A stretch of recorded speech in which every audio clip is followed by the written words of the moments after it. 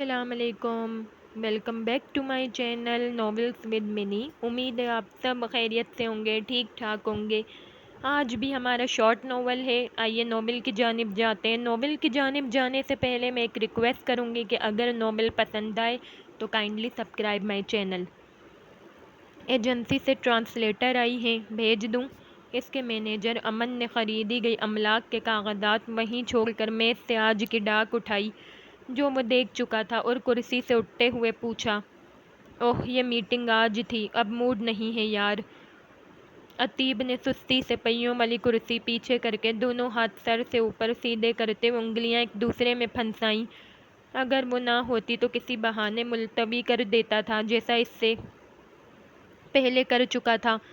تم اس سے پہلے بھی 3 دفعہ کینسل کر چکے ہو شاید، اسی لیے وہ آج 2 گھنٹہ پہلے سے موجود ہیں۔ کیا 2 گھنٹہ؟ وہ ایک دم ہاتھ گرا کر سیدھا ہوا۔ ہاں جی، اور میں اسے اندر بھیج رہا ہوں۔ جب میں کہہ چکا ہوں کہ مجھے اے پینڈنگ گڈ بوائے کا ٹرانسلیشن کروانا ہی نہیں تو پھر بات یہاں تک پہنچنا ہی نہیں چاہیے تھی۔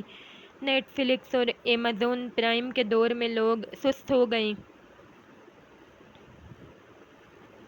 جب وہ فلم دیکھ سکتے ہیں تو پڑھنا کیوں چاہیں گے؟ وہ اس آمد اور ذکر دونوں سے خوش نہیں تھا۔ اس دن رادھیکا نے کیا کہا تھا یاد نہیں؟ امن دروازے کی طرف جاتے ہوئے پلٹا۔ عتیب نے آئی برو اچکاتے ہوئے سوالیہ نظروں سے اسے دیکھا۔ 1 سال کی کوششوں کے بعد بالآخر وہ کنونس ہوئی ہیں اور اب لگتا ہے تم بھی اس بیچاری کو سال بھر لٹکاؤ گے۔ تم دیکھ لو پلیز، اس نے منت کی۔ سوری، میں بھیج رہا ہوں، امن نے دروازہ کھولنے سے پہلے کہا اور اس کے کچھ کہنے سے پہلے باہر نکل گیا۔ وہ پورا ارادہ کیے بیدار سا بیٹھا تھا کہ اسے جلد فارغ کر دے گا۔ ویسے بھی معاہدے کی روح سے اس کی اجازت کے بغیر ناول کا ترجمہ نہیں ہو سکتا تھا۔ یہ ناول اس کے دل کے قریب تھا، بلکہ وہ ناول نہیں اس کا دل تھا، اور لگتا تھا کوئی بھی ان احساسات کو دوسری زبان میں اس طرح بیان نہیں کر سکتا جیسے اس نے لکھے تھے، اور فلم بن جانے کے بعد اس کا مقصد بھی پورا ہو گیا تھا۔ اس کے بقیہ ناولوں کے دیگر زبانوں میں تراجم ہو چکے تھے، لیکن وہ اس ناول کو کسی کو ہاتھ نہیں لگانے دیتا تھا۔ ہلکی سی دستک کی آواز پر اس نے پشت سیدھی کرتے ہوئے کرسی درست کی۔ کم ان پلیز، اس نے نرمی سے کہا۔ چونکہ اختتام میں پیشکش رد ہونا تھی، اس لیے آغاز نہایت شائستہ کیا اور خود کو مصروف ظاہر کرنے کے لیے لیپ ٹاپ پر نظریں جما دیں۔ دروازہ کھلا اور ہیل کی مخصوص آواز ابھری جو قریب آتی جا رہی تھی۔ اندیکھا سا سایہ میز کی طرف بڑھ رہا تھا۔ جب اس کے اندازے کے مطابق آنے والا کمرے کے وسط میں تھا، وہ کرسی ذرا پیچھے دھکیل کر سیدھا ہوا اور اسی لمحے کائنات ساکت ہو گئی۔ سوائے قدم قدم آگے بڑھتی اس لڑکی کے ساری آوازیں معدوم ہو گئیں۔ سوائے ہیل کی ٹک ٹک کے سارے لفظ دھواں دھواں ہو کر اڑ گئے، سوائے اے پینڈنگ گڈ بائے کے۔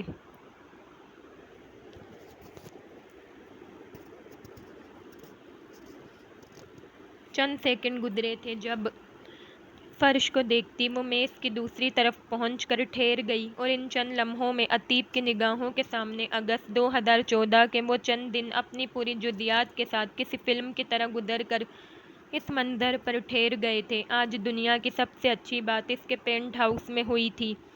دنیا کا سب سے خاص انسان اس کے دفتر میں موجود تھا۔ نوع انسانی کی تاریخ میں یہ لمحہ کہیں درج ہو رہا تھا کہ دنیا میں کسی کی مراد بر آنے پر ہونے والی سب سے زیادہ خوشی سے ایک لمحے میں تھی۔ یہ اتنی تھی کہ اس خوشی سے ساری دنیا کو بھرا جا سکتا تھا۔ سب کو بانٹنے کے بعد بھی ہاتھ خالی نہیں ہونا تھے کہ اس خوشی میں صبر اور انتظار کی برکت تھی۔ اس کی آنکھوں میں شناسائی کی روشنی دیکھنے میں اس کی سیاہ فریم والی اینک رکاوٹ تھی۔ وہاں اشنائی کی رمق ہوتی بھی کیسے؟ وہ آج پہلی بار اس سے مل رہی تھی۔ بلیو جیکنگ پر گھٹنوں کو چھوتا سفید انڈو ویسٹرن اسٹائل کرتا، جس کی آستینیں 8 سال قبل والے شب خوابی کے لباسوں جیسی پوری تھیں۔ سفید اور بلیو امتزاج کا بڑا سا دوپٹہ گلے میں ڈھیلا سا پھندا بنانے کے بعد جس کے دونوں سرے آگے جھول رہے تھے، بال سمیٹ کر گردن سے اوپر لپیٹے گئے تھے، اور کان کے پیچھے سے جھانک رہی لٹوں کو اسکیچ سے اختلاف تھا۔ ایک ہاتھ کے سہارے سے اس نے ٹیبلٹ سینے سے لگا رکھا تھا، دائیں شانے پر بڑا سا بیگ جھول رہا تھا۔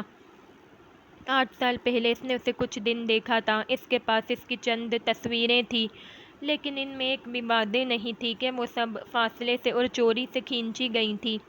اگر وہ نہ بھی ہوتیں تو اسے اس کے خدوخال یاد تھے۔ ان برسوں میں کوئی شب ایسی نہیں گزری تھی کہ آنکھیں بند کرتے ہی یہ چہرہ نہ ابھرا ہو۔ اب وہ 26-27 برس کی تھی اور چہرے پر پختگی تھی۔ وہ خوبصورت تھی، بہت خوبصورت، یا ماورائی حسن رکھتی تھی۔ اس نے تب بھی غور نہیں کیا تھا کہ حسن کا درجہ طے کرنے سے کیا فرق پڑنا تھا۔ وہ اسے اچھی لگی تھی، بہت اچھی، اتنی کہ اس کے بعد کوئی اچھا نہیں لگا تھا۔ اس کی دنیا کا حسن ہی وہ چہرہ تھا، وہ پیشانی، آنکھیں، ناک، رخسار، ہونٹ، اس کی گردن، ٹھوڑی، بال، کوئی ایک نقش بھی دھندلایا نہیں تھا۔ Hello sir. مسکراتے ہوئے اس نے سر کے ساتھ ساتھ کمر بھی ذرا سی خم کی۔ دیگر ملاقاتیوں کی طرح اس نے مصافحے کے لیے ہاتھ آگے نہیں کیا تھا۔ وہ بھی اس کیفیت میں تھا کہ خود ہاتھ آگے نہ بڑھا سکا۔ میں شاہین سعید۔ وہ دھیمے لہجے میں دستور کے مطابق اپنا باضابطہ تعارف کروا رہی تھی اور عتیب نے پہلی بار اس کا نام سنا۔ وہ تو اس کے لیے شین تھی، الف کی شین۔ وہ اپنی بات ختم کر کے اس کے بولنے کی منتظر تھی۔ عتیب اپنے اندر کی دنیا سے کمرے میں واپس لوٹا۔ اسے کوئی کام کرنا تھا، نہ نوکری۔ اسے ڈگری نہیں چاہیے تھی، اس کا کوئی ہدف نہیں تھا سوائے اس کے کہ وہ بنا مقصد زندگی میں خوش رہنا چاہتی تھی۔ لیکن وہ کتابیں بہت پڑھتی تھی اور اس وقت ملک کے صنف اول کے ادبی ادارے کی طرف سے آئی تھی، تو کوئی تعجب کی بات نہ تھی اس بات سے انجان کہ جس بیسٹ سیلر ناول کے ترجمے کے لیے وہ یہاں موجود تھی، اس کا مرکزی کردار وہ خود ہے۔ آپ سے مل کر خوشی ہوئی، اس نے انگریزی میں کہا، پورے جذب سے، پورے دل سے۔ آج سے پہلے تک تکلف اور وفاداری نبھانے والا یہ جملہ ہمیشہ رسم ہوتا تھا، مگر اس پل سے زندگی کا یہ سب سے بڑا سچ تھا۔ اس کے لیے یہ رسمی جملہ تھا۔ وہ رسمی سے تبسم کے ساتھ مہمان کے لیے رکھی کرسی پر بیٹھ گئی۔ وہ پر اعتماد تو تب بھی ہوا کرتی تھی، لیکن یہ رکھ رکھاؤ، دنیا داری کے تقاضے اسے بھاتے نہیں تھے۔ یہ سب اسے منظور نہ تھا۔ دوسروں کے لیے یہ زبردستی، یہ بناوٹ، وہ دوسروں کے لیے خود کو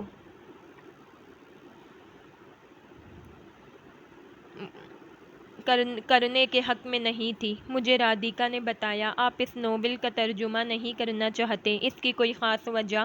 عتیب اندر مچی ہلچل کو مطمئن کرتے ہوئے مستعد ہوا، لیکن اب لاکھ کوشش کے باوجود وہ رسمی اور پیشہ ورانہ انداز نہیں اپنا پا رہا تھا۔ چونکہ یہ میرا پہلا ناول تھا، میرے لیے خاص ہے، اور مجھے نہیں اعتبار کہ کوئی ترجمہ کرتے ہوئے اس کی روح تک پہنچ پائے گا یا انصاف کر پائے گا، اور اس پر فلم بن جانے کے بعد لوگ پڑھنے کے بجائے فلم ہی دیکھیں گے۔ وہ اسے دیکھتے ہوئے گویا ہوا۔ دوسرا اعتراض تو ہونا نہیں چاہیے، اس نے کہا۔ اسے تھا بھی نہیں، اس نے بس کہہ دیا تھا۔ دنیا میں کتنے ہی ناولز ہیں جن پر فلمیں اور سیریز بن چکی ہیں، لیکن ان کے نئے ایڈیشن سب بھی شائع ہوتے ہیں۔ رہی پہلی بات تو یہ تحفظات تو ہر تخلیق کار کو ہوتے ہیں۔ وہ ہلکے سے مسکرائی اور ٹیبلٹ آن کیا۔ کچھ اقتباسات کا ترجمہ آپ کو ای میل کر رہی ہوں، آپ دیکھ لیں، پھر رائے دیں۔ اس کی انگلیاں ٹیپ کی اسکرین پر متحرک تھیں۔ اگر یہ ناول پڑھ چکی ہے تو اس کا دل بری طرح دھڑکا۔ تو کیا وہ وقت آ گیا ہے؟ اس نے ای میل بھیجنے کے بعد سر اوپر اٹھایا تو وہ اپنے لیپ ٹاپ کی طرف متوجہ ہوا۔ چہرے سے لگ تو نہیں رہا کہ اسے ناول پڑھنے کے بعد کچھ یاد آیا ہے۔ سینے کا شور اداسی میں ڈھل گیا۔ آپ مکمل نہیں ہوتے اور یہ ادھورا پن عزیز تر ہوتا ہے۔ عتیب کے آس پاس اس کی آواز گونجی، وہی جو اس نے 8 سال پہلے سنی تھی۔ میں چیک کر کے آپ کو انفارم کرتا ہوں۔ وہ اس کے سامنے اس کے الفاظ پڑھنا نہیں چاہتا تھا۔ اسے لگ رہا تھا وہ خود پر قابو نہیں رکھ پائے گا۔ اس جملے کو وہ اب آپ جا سکتی ہیں کا اشارہ سمجھ کے کھڑی ہو گئی۔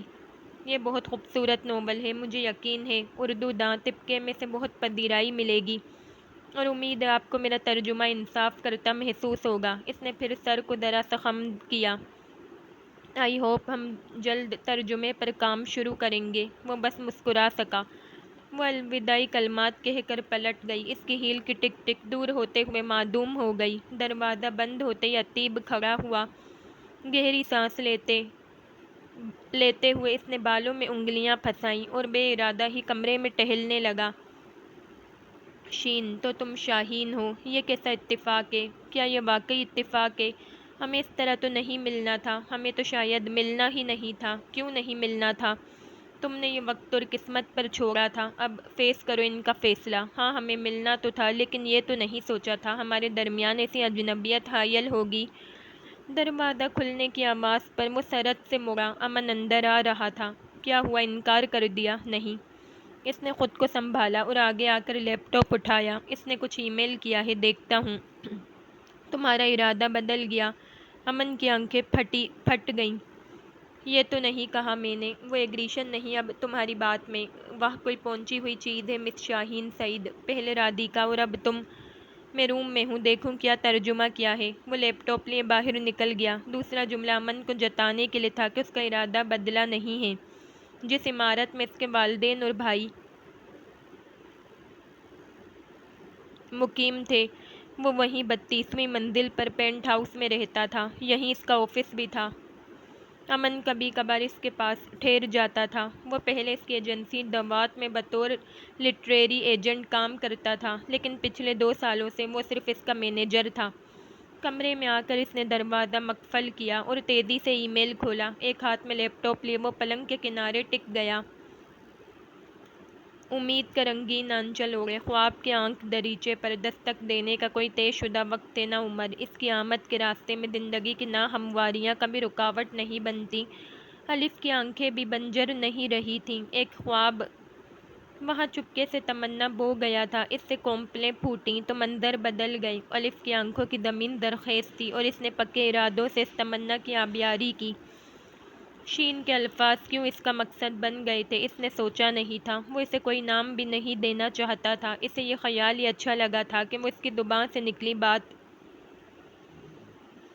سچ کر سکتا ہے۔ اس نے سوچا، احساس جس صورت دل کو چھوتا ہے اسے ویسا ہی انچھوا اور معصوم رہنے دینا چاہیے۔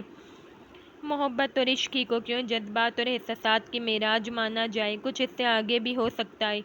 نہ یہ پرستش نہیں تھی، عبادت تو معبود اور عبد کا تعلق ہے، یہ 2 انسانوں کا ہو ہی نہیں سکتا۔ اور اسے لگنے لگا تھا اس کا شین سے تعلق محبت اور عشق سے آگے ہے۔ یہ خیال ہی سے گدگدا رہا تھا کہ وہ اس احساس کے لیے آدم تھا، یعنی پہلا انسان۔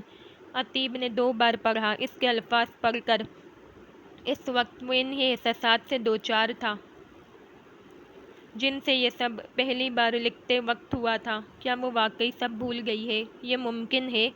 سوچتے ہوئے اس نے دوسرا اقتباس پڑھنا شروع کیا۔ محبت ایک لمحہ ہے، ایک نام ہے، ایک چہرہ، اور وہ مجھے لمحہ مل گیا تھا۔ یہ چہرہ، یہ نام میرے لیے محبت بن گیا تھا۔ اسی پل فیصلہ ہو گیا تھا، میری باقی ماندہ زندگی اسی لمحے میں بسر ہونا تھی۔ یہ ایک لمحہ بڑا سخی تھا۔ اس لمحے کو میں نے اپنی زندگی کا سب سے قیمتی احساس دان کیا تھا، اور اس نے میرا دل اس قدر بھر دیا کہ پھر گنجائش ہی نہیں بچی۔ چاہت بڑی کانیں ہوتی ہے، اتنی بڑی کائنات سے اسے کچھ لینا دینا نہیں رہ جاتا، سارے تقاضے بس ایک چہرے سے جڑ جاتے ہیں۔ لمحوں میں محبت کا ماہر ہو گیا تھا، لیکن ان سب کا احساس مجھے اس وقت نہیں، بعد میں ہوا تھا، الف نے کہا تھا۔ لیپ ٹاپ ایک طرف رکھ کر وہ بستر پر گر گیا۔ وہ اس وقت اگست 2014 میں پہنچ گیا تھا۔ میں ان دنوں بے حد بیدار تھا۔ بزنس اسکول آف لندن سے ڈگری لے کر لوٹنے کے بعد ڈیڈی مجھے روز اپنے ساتھ دفتر لے جانے لگے تھے۔ میں ہمیشہ سے جانتا تھا کہ ایک وقت آئے گا جب مجھے یہ کرنا ہی ہوگا، مگر اب جب وہ وقت آ گیا تھا تو میں کچھ دن اور اس سے بچنا چاہتا تھا۔ ڈیڈی کی فارماسیوٹیکل کمپنی تھی جو ان کے دادا نے شروع کی تھی، اور اب وہ ملک کی پہلی 10 فارما کمپنیوں میں شمار ہوتی تھی۔ سچ تو یہ تھا کہ مجھے ان سب میں دلچسپی نہیں تھی، لیکن اس کے علاوہ کیا کرنا چاہیے یہ بھی سمجھ میں نہیں آتا تھا کہ میں آج تک یہ فیصلہ ہی نہیں کر پایا تھا کہ میری دلچسپی کس چیز میں ہے۔ ایسے میں بھائی کے جگری دوست دانیال کی شادی کا کارڈ ملا۔ ہمارے فیملی ٹرمپس تھے، لیکن میں دانیال کے علاوہ اور کسی کو نہیں جانتا تھا۔ یہ شادی ڈیسٹینیشن ویڈنگ تھی۔ پورے ہفتے کی تقاریب کی ترتیب ڈریس کوڈ اور تھیم کے ساتھ کارڈ میں درج تھی۔ ممی ڈیڈی تو وقت پر شامل ہونے والے تھے، لیکن بھائی ایک ہفتہ پہلے ہی جا رہے تھے آفس سے فرار کے لیے۔ میں بھی ان کے ساتھ ٹنگ گیا۔ دانیال کا تعلق لکھنؤ سے تھا۔ وہ سب تو 2 پشتوں سے ممبئی میں تھے، لیکن ان کی کافی املاک اب بھی اتر پردیش اور اس کے آس پاس کے علاقوں میں تھیں۔ رسکن بونڈ کے مسوری کے قریب کہیں پہاڑوں کے بیچ ان کی حویلی تھی۔ شادی وہیں تھی، ہمالیہ کے دامن میں۔ ممبئی سے دہرادون ایئرپورٹ پر اترنے کے بعد سڑک سے ایک لمبا اور تھکا دینے والا سفر کر کے ہم وہاں پہنچے تھے۔ یہ پورا علاقہ دانیال کی فیملی کی ملکیت تھا۔ گیٹ سے اندر داخل ہونے کے 5 منٹ بعد ہماری کار عمارت کے سامنے رکی تھی۔ حویلی کیا تھی؟ وہ 3 منزلہ محل تھا۔ دور دور تک کوئی اور گھر یا بستی نہیں تھی۔ اسے ہیریٹیج ہوٹل میں تبدیل کیوں نہیں کر دیتے؟ بھائی نے دیکھتے ہی دانیال سے کہا۔ ان کا دماغ بڑا بنیا قسم کا تھا۔ دادی کو جانتے تو ہو تم، وہ نہیں کرنے دیتی۔ وہ اب بھی سال کے چند مہینے یہاں اسپینڈ کرتی ہیں۔ کہتی ہیں میرے مرنے کے بعد جو چاہے کرنا۔ وہ ایموشنلی اٹیچ ہیں اس جگہ سے۔ ذرا اپنی یہ رائے پیش کرنا ان کے سامنے، پھر خود سمجھ جاؤ گے، دانیال نے کہا۔ واو، عام دنوں میں تو یہ ہورر فلم کی لوکیشن لگتی ہوگی۔ میں نے 3 منزلہ حویلی کا جائزہ لیتے ہوئے کہا۔ یہ آزادی سے پہلے تعمیر ہوئی عمارت تھی۔ پتھروں کی دیواریں، اونچے اور وزنی دروازے، پتھریلی روش محرابیں، فوارے، لون کے درمیان حوض میں 2 ہنسوں کے بڑے سے مجسمے، سب مجھے بڑے حسین اور پراسرار لگے تھے۔ لون کی آرائش اور ہریالی بتا رہی تھی کہ عمارت کا خیال رکھا جاتا ہے۔ دادا کے 2 چاچا اور تھے جو پارٹیشن کے دوران پاکستان چلے گئے تھے۔ گریٹ گرینڈ ڈیڈ نہیں گئے اور ان 2 بھائیوں کی پراپرٹیز بھی ان کے حصے میں آئیں، سو وہ اس وقت اس علاقے کے سب سے امیر اور پاورفل انسان تھے۔ دانیال انہیں اپنے خاندان کی تاریخ بتا رہا تھا۔ زیادہ تر پراپرٹیز کمرشل بزنس میں بدل گئی ہیں، لیکن دادی اس حویلی کو بزنس بنانے کی اجازت نہیں دیتی ہیں۔ شام ہو چکی تھی اور سفر کی تھکان بھی تھی، اس لیے میں کھانے کے بعد کمرے میں آ کر سو گیا۔ باقی سب دیر رات تک جاگتے رہے تھے۔ مجھے ہمیشہ ملگجے اندھیرے کا اجلے دن میں ڈلنے کا سفر بڑا دل فریب لگتا تھا۔ اس تغیر کو اپنی آنکھوں سے دیکھنے کی خواہش میں کمرے سے باہر نکلا تھا۔ یہاں طلوع آفتاب جلد ہوتا تھا۔ میرا ارادہ باہر کھلی جگہ سے سن رائز دیکھنا اور پرندوں کی آواز میں موسیقی سنتے ہوئے کتاب پڑھنے کا تھا۔ لمبی سی راہداری کے دونوں طرف کمرے تھے۔ زیادہ مہمان اوپر رکے تھے۔ نیچے رہائشی کمرے کم تھے۔ یہاں ایک بڑا ہال اور کھانے کا کمرہ تھا۔ راہداری کے آخری سرے پر کھلے صحن میں اوپر جاتا زینہ دیکھ کر میں لون میں جانے کے بجائے اوپر چلا آیا۔ پہلی منزل پر کمروں کے علاوہ دائیں طرف بڑا سا دروازہ تھا، یہاں بھی شاید ہال تھا۔ میں زینے چڑھتا اوپر آیا۔ دوسری منزل پر بھی خاموشی تھی، یہاں بھی سب سو رہے تھے۔ تیسری منزل استعمال میں نہیں تھی، صاف صفائی کی گئی تھی، لیکن وہاں کوئی ٹھہرا نہیں تھا۔ میں چھت پر آیا۔ چھت بھی کسی میدان سے کم نہ تھی۔ گھوم کر چاروں طرف نظر ڈالتے ہوئے میں عمارت کے پیچھے کا منظر دیکھ کر محبوط رہ گیا۔ ویسے تو چاروں طرف ہی پہاڑی سلسلہ تھا، لیکن عقب میں وہ کچھ قریب تھے۔ سرمئی سے اجالے میں تاج کی طرح ان کے سر پر تیرتے سفید مخملی ابر کے ٹکڑے، جہاں انہیں نرم دل، مہربان اور شفیق بزرگ کا تاثر دے رہے تھے، جس نے اپنی باہوں کے گھیرے میں حویلی کو قید کر رکھا ہے۔ ساتھ ہی ان کی وسعت اور جسامت اس قدر مغلوب کرنے والی تھی کہ دوسرے پل ایسا لگا جیسے وہ اس حویلی کے دربان ہیں جو اونچائی سے نگاہ رکھے ہیں، یا وہ محافظ دستہ جو حویلی کو ہر سرد و گرم اور دشمن سے بچانے کے لیے اسے اپنے گھیرے میں لیے کھڑا ہے۔ جس نے بھی تعمیر کے لیے اس جگہ کا انتخاب کیا تھا، میں نے اسے دل ہی دل میں داد دی۔ پہاڑوں کی بناوٹ، ان کے نشیب و فراز اور آسمان کو چھوتی ان کی چوٹیاں کبھی اتنی دلکش نہیں لگی تھیں جتنی اس وقت محسوس ہو رہی تھیں۔ میں چلتا ہوا دیوار تک آیا۔ یہ دیوار بھی چھت کے کنارے والی عام حفاظتی دیوار نہیں تھی۔ درمیانی حصے کی اونچائی تقریباً 3.5 یا 4 فٹ ہوگی اور دائیں بائیں طرف کا حصہ اس سے اونچا تھا، شاید 10-12 فٹ زیادہ، اور یہ اضافی حصہ ترچھے لگے پتھروں کا چیک بورڈ سا تھا۔ 2 پتھروں کے بعد ایک پتھر کی جگہ خالی تھی، اس طرح کہ وہاں چھوٹی محرابی کھڑکی سی بن گئی تھی۔ میں نے ہاتھ میں پکڑا لی چائلڈ کا ناول نیور گو بیک نیچے رکھا اور ٹریک پینٹ کی جیب سے فون نکال کر تصویریں بنانے لگا۔ نیچے جھانکا تو وہاں دوسری منزل کے پچھلے حصے کی چھت تھی۔ یہ زیادہ چوڑی نہیں تھی۔ تیسری منزل کی چھت کے مقابلے میں یہ بس ایک پتلی سی پٹی تھی۔ اس کے اختتام پر بھی 3-3.5 فٹ کی حفاظتی دیوار تھی۔ اس کی سیڑھیاں بھی الگ عمارت کے عقب سے تھیں۔ پہلی اور دوسری منزل کا یہ پچھلا حصہ شاید باورچی خانہ تھا یا ملازموں کے زیر استعمال تھا۔ وہاں ایک پرانی کرسی اور عمر رسیدہ سی تپائی بھی رکھی تھی۔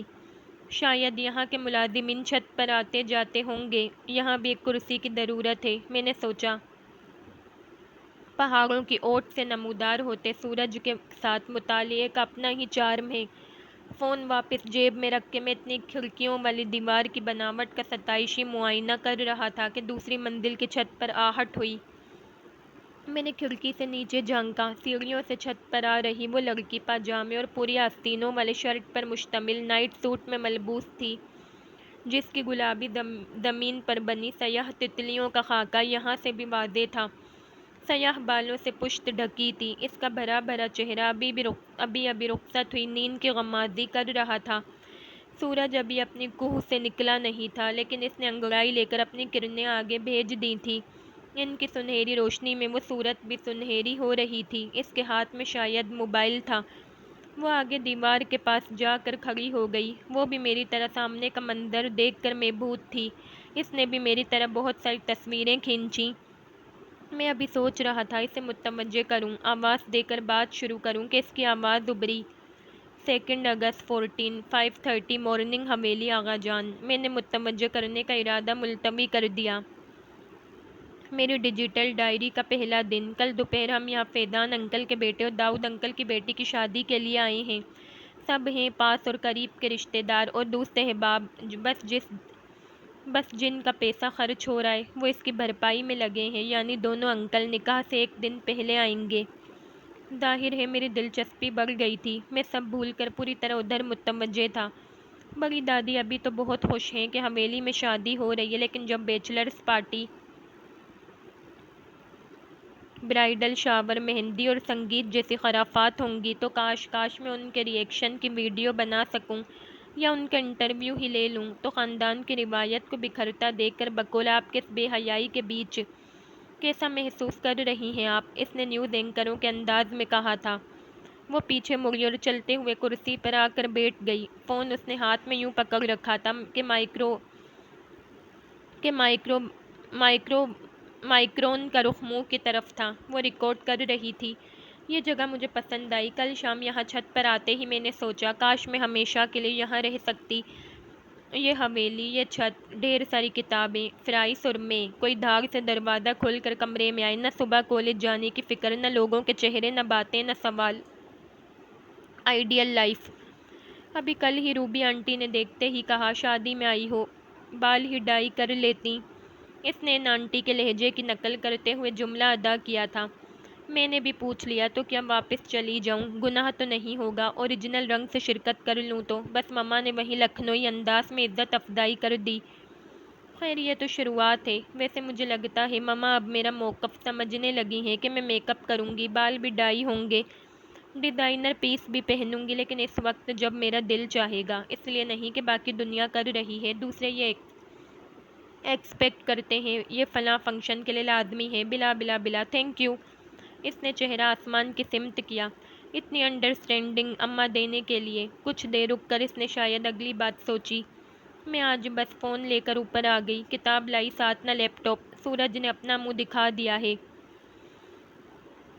یہ منظر بہت خوبصورت ہے۔ پہاڑوں کو پہلی بار اتنا قریب سے دیکھا ہے اور مجھے نہیں معلوم تھا یہ اتنے خوبصورت بھی لگ سکتے ہیں۔ اپنی طرف بلاتے، کچھ کہتے شانت سے بھی اور شور کرنے کو بے چین لگتے بھی، بے حد دل نشیں۔ میں نے اسے نظر ہٹا کر سامنے دیکھا۔ واقعی دم بخود کرنے والا نظارہ تھا۔ سچ ہے، وہ کہہ رہی تھی، قدرت نے ہمیں فرحت اور مسرت دینے کے اتنے انتظام کر رکھے اور ہم ان کے بجائے فرحت اور مسرت کے لیے پیسے خرچ کرتے ہیں، پھر ان پیسوں کو کمانے کے لیے اپنی ساری توانائی اور وقت بھی، اور پھر ایسی صبحیں سو کر گزارتے ہیں۔ شانو بی بی، یہ گیان اس لیے دے رہی ہو کہ تمہارے آبا و اجداد کے پاس پیسے تھے اور پیسوں والوں سے تعلقات بھی جو حویلی بنا سکے اور تمہارے والد تمہیں یہاں لا سکے۔ اس کا لہجہ طنزیہ اور استہزائیہ تھا۔ ہاں تو بس اتنا کافی ہے۔ وہ لوگ یہاں بیٹھ کر اس منظر کو انجوائے نہ کر سکے تو مزید پیسوں کا کیا کریں گے؟ اور 4 حویلیاں بنا بھی لیں تو کیا فائدہ اگر اس جگہ سے یہ سن رائز نہ دیکھ سکے؟ آج کے لیے اتنا ہی، اب میں خاموشی سے اس جگہ کو انجوائے کروں گی۔ اس نے ریکارڈنگ بند کی اور فون تپائی پر رکھ دیا۔ بال سمیٹ کر 2-3 بار دائرے میں گھما کر جوڑا سا بنایا۔ اور کلائی پر چوڑا ہیئر بینڈ کھینچ کر بالوں کے گرد لپیٹ دیا۔ اب ہم دونوں خاموشی سے سامنے دیکھ رہے تھے، جہاں نیا دن جلوہ افروز ہو رہا تھا۔ جانے کتنا وقت گزرا تھا کہ اس کا فون بجنے لگا۔ اس نے فون کان سے لگایا۔ ہیلو، اس ویرانے میں کہاں جاؤں گی؟ نہیں مما، باہر نہیں نکلی، یہیں ہوں۔ ہاں، بلڈنگ میں ہی، آپ سو جائیں۔ اوکے اوکے، آ رہی ہوں۔ بات ختم کر کے وہ کھڑی ہو گئی۔ پلٹ کر سیڑھیوں کی طرف جاتے ہوئے اس نے سر اٹھا کر اوپر دیکھا اور کسی کی موجودگی سے باخبر ہوئے بنا ہی سیڑھیاں اتر گئی۔ میں اونچی دیوار سے ہٹ کر درمیانی حصے میں آیا۔ پتہ نہیں، چھپ کر اسے دیکھنا اور سننا غیر اخلاقی حرکت تھی یا غیر ارادی، مگر میں کل دوبارہ یہاں آ کر ارادی اور غیر اخلاقی طور پر پھر یہی کرنے کی ٹھان چکا تھا۔ واپس نیچے آیا تو سب سو رہے تھے۔ ملازم جاگ کر اپنے کاموں سے لگ چکے تھے۔ شادی کے انتظامات پروفیشنل ایونٹ مینجمنٹ فرم کے سپرد تھے اور یہاں انہی کا عملہ مستعد تھا۔ ناشتہ، کھانا اور سب کچھ مخلوط ہی تھا۔ چونکہ میرے لیے سب اجنبی تھے، اس لیے میں الگ تھلگ پڑ گیا تھا۔ صبح والی اتفاقی ملاقات نہ ہوئی ہوتی تو میں گلنے ملنے کی اور دوستی کرنے کی کوشش کرتا، لیکن اب مجھے ایک جستجو لاحق تھی۔ مجھے فرصت تھی نہ اکتاہٹ کا احساس تھا۔ میری نظریں اسی کی تلاش میں تھیں۔ ناشتے کے وقت وہ سب سے پہلے آئی تھی۔ اس وقت میں دور بیٹھا اخبار دیکھ رہا تھا۔ اس نے ہلکے زرد رنگ کا کرتا اور ٹراؤزر پہن رکھا تھا۔ سفید دوپٹہ گلے میں تھا، گیلے بال کھلے تھے۔ اس وقت اس کے کان میں بڑی سی بالیاں تھیں جو صبح نہیں تھیں۔ وہ ادھر ادھر دیکھے بنا ایک کرسی پر بیٹھ گئی تھی۔ انتخاب مشکل بنانے والے ڈھیروں لوازمات میں سے اس نے کبلا انڈا پلیٹ میں رکھا، اسے کھایا۔ پھر ٹوسٹ پر مکھن لگا کر اس کے ساتھ چائے پی اور اٹھتے ہوئے سیب ساتھ لے گئی تھی۔ میری طرف کیا اس نے ادھر ادھر کسی کو بھی نہیں دیکھا تھا۔ میں دیگر لڑکوں کے ساتھ ساری دوپہر حویلی سے باہر تھا۔ اس کے بعد وہ مجھے شام میں نظر آئی۔ اس وقت کوئی تقریب تھی، سب تیار شیار تھے، لیکن وہ اسی صبح والے حلیے میں تھی۔ کچھ دیر بعد میں نے اپنی جگہ سے کسی خاتون کو اس کے سر پر پہنچ کر اسے تادیبی انداز میں کچھ کہتے دیکھا۔ آخر وہ ہاتھ اٹھا کر سلاجو انداز میں کچھ کہتی چلی گئی، جیسے صبح کہا تھا۔ اوکے اوکے، آ رہی ہوں۔ وہ خاتون شاید اس کی والدہ تھیں۔ کچھ دیر بعد وہ واپس آئی تو لباس تبدیل تھا۔ کریم کلر کی فراک اور چوڑی دار پر اس سے سنبھل نہیں رہا۔ ایسا طویل اور عریض گہرا سبز دوپٹہ تھا جس پر ٹنگے موتی، نگین زری اور جانے کیا کیا دور سے جھلمل کر رہے تھے۔ اس کی ساری تیاری لپسٹک اور کھلے بال تھے۔ اس نے ہال میں آ کر کسی کو تلاش کیا اور پھر سب کو چیرتی ان کی طرف بڑھی۔ وہ وہی خاتون یعنی اس کی مما تھیں جنہیں وہ ان کے حکم کی تعمیل کا ثبوت دینے گئی تھی۔ اس کے بعد وہ ایک گوشہ پکڑ کر بیٹھ گئی اور میں جانتا تھا وہ سب کو دیکھ کر مزے لے رہی ہے۔ مجھے اس کی نگاہوں کے ساتھ سفر کرتے ہوئے ہال میں اس کی ہر مسکراہٹ، ماتھے کی تیوری، ہونٹوں کی جنبش، زیر لب تبسم کی وجہ کھوجنے میں مزہ آ رہا تھا۔ اسے میری مسلسل نظروں کا احساس شاید اس لیے بھی نہیں ہو رہا تھا کہ اسے آس پاس کی پرواہ نہیں تھی۔ اس کی اپنی دنیا تھی اور وہ اس میں گم تھی۔ وہ لا علم تھی کہ کوئی اور بھی اس کی دنیا میں شامل ہو گیا ہے۔ گاہے بگاہے کوئی اس کے پاس آ کر بیٹھتا اور باتیں کر لیتا تھا۔ ایسا نہیں تھا کہ منکچڑ یا مغرور قسم کی لگ رہی تھی جو میں بدمزگی یا بے عزتی کے خدشے سے اس کے پاس جانے سے کتراتا، یا میں شرمیلا تھا جو اسے اپروچ کرتے ہوئے جھجکتا، بلکہ سچ یہ تھا کہ مجھے اسے یوں دور سے دیکھنا اچھا لگ رہا تھا۔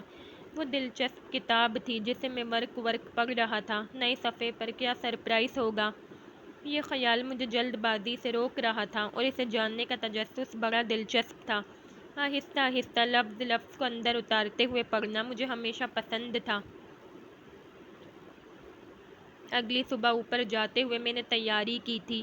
تیسری منزل سے ایک اسٹول ساتھ لے لیا تھا اور فون سائلنٹ موڈ پر تھا۔ میرے ہاتھ میں کتاب بھی نہیں تھی۔ آج وہ دیر سے آئی تھی۔ تیزی سے زینے پھلانگ کر وہ دیوار کے پاس بھاگی۔ آج بال ہیئر بینڈ میں قید تھے۔ کل جیسا ہی شب خوابی کا لباس تھا، مگر رنگ ہلکا پرپل تھا جس پر ذرا گہرے شیڈ کے شاید ننھے ننھے پھول پرنٹ تھے۔ اس نے ہاتھ اٹھا کر فون کے منہ کے قریب کیا۔ 3 اگست 551 حویلی آغا جان۔ آج مجھے دیر ہو گئی۔ سورج طلوع ہو چکا ہے اور سامنے کا نظارہ بہت خوبصورت ہے۔ یہ شفق شام کی شفق سے زیادہ پیاری ہوتی ہے، شاید اس لیے کہ وہ ڈوبنے کی سرخی ہوتی ہے اور یہ ابھرنے کے رنگ۔ اسے دیکھ کر روح تازہ دم ہو جاتی ہے۔ دل میں یوں ہی اچھے گمان اور امیدیں جاگ اٹھتی ہیں، جیسے ابھی میرا کل رات سے آف موڈ ٹھیک ہو گیا ہے۔ کچھ دیر ٹھہر کر وہ پلٹ کر کرسی پر بیٹھ گئی۔ کل پہلا دن تھا اور میں سوچ رہی تھی اگر یہ ٹیرس اور ویو دریافت نہ کیا ہوتا تو میں بھاگ جاتی یہاں سے، یا گر کر موچ موچ کر ڈرامہ کر کے کمرے میں بند رہتی۔ اب مجھے نہیں پسند لوگ تو اس میں میری کیا خطا، اس میں لوگوں کا قصور ہے۔ وہ ایسی باتیں اور حرکتیں کرتے ہیں جو مجھے اچھی نہیں لگتی، پھر بھی میں تو اخلاق نبھاتی ہوں، کوشش کرتی ہوں، ان سے دور رہتی ہوں، انہیں دیکھ کر مسکراتی بھی ہوں، ان کے منہ پر کہہ نہیں دیتی کہ سنو بہن۔ اس میک اپ اور ڈائٹ بالوں کو جھٹکتے ہوئے مصنوعی ایکسنٹ کے ساتھ امریکن کدن سے بات کرتے ہوئے تم مجھے بالکل فش مارکیٹ کی وہ آنٹی لگ رہی ہو جو 2 دن باسی مچھلی بیچنے کے لیے اس کے تازہ ہونے کے جھوٹے دعوے پیش کرتی ہیں۔ اب کل دل کیا بھی تو میں نے صادق بھائی سے نہیں کہا کہ آپ ہر گفتگو میں کہیں نہ کہیں سے اپنی امپورٹڈ کار اس طرح گھسیڑتے ہیں جیسے اسٹریٹ فوڈ والے، ہر چیز میں مایونیز اور چیز۔ اس نے فون دوسرے ہاتھ میں منتقل کیا۔ مجھ سے زیادہ تہذیب و تمیز والا دور دور تک کوئی نہیں، پھر بھی کل آپ ہی کہہ رہی تھی تم آدم بیدار اور علم مینرڈ ہو گئی ہو۔ اب انہیں کون بتائے، یہ آدم اسپیشلی اس گھر کے آدم ذات تو میری تفریح اور دلچسپی کا سامان ہے۔ وہ بڑے دل سے ہنسی تھی۔ تھینک یو اللہ پاک، ایسے نمونوں کے بیچ بھیجا۔ وہ مجھ سے بور ہوتے، میں ان سے بور نہیں ہوتی، بس یہ مجھ سے دور رہیں، میرے پاس آ کر سوال جواب اور بات چیت نہ شروع کریں تو مجھے بڑے اچھے لگتے۔ ایمان سے ان کو دیکھتے ہوئے دن کب گزرتا ہے پتہ ہی نہیں چلتا، بس اللہ انہیں مجھ سے بیدار کر دے تاکہ کوئی میرے پاس پھٹکے نہیں۔ مجھے احساس ہوا میں کب سے مسکرا رہا ہوں۔ وہ پتہ نہیں کس کی طرف سے شامل تھی۔ مجھے بھائی سے جو معلومات ملی تھیں اس کے مطابق دلہا دلہن آپس میں رشتہ دار تھے۔ ان کا خوب پھیلا ہوا اور بڑا خاندان تھا۔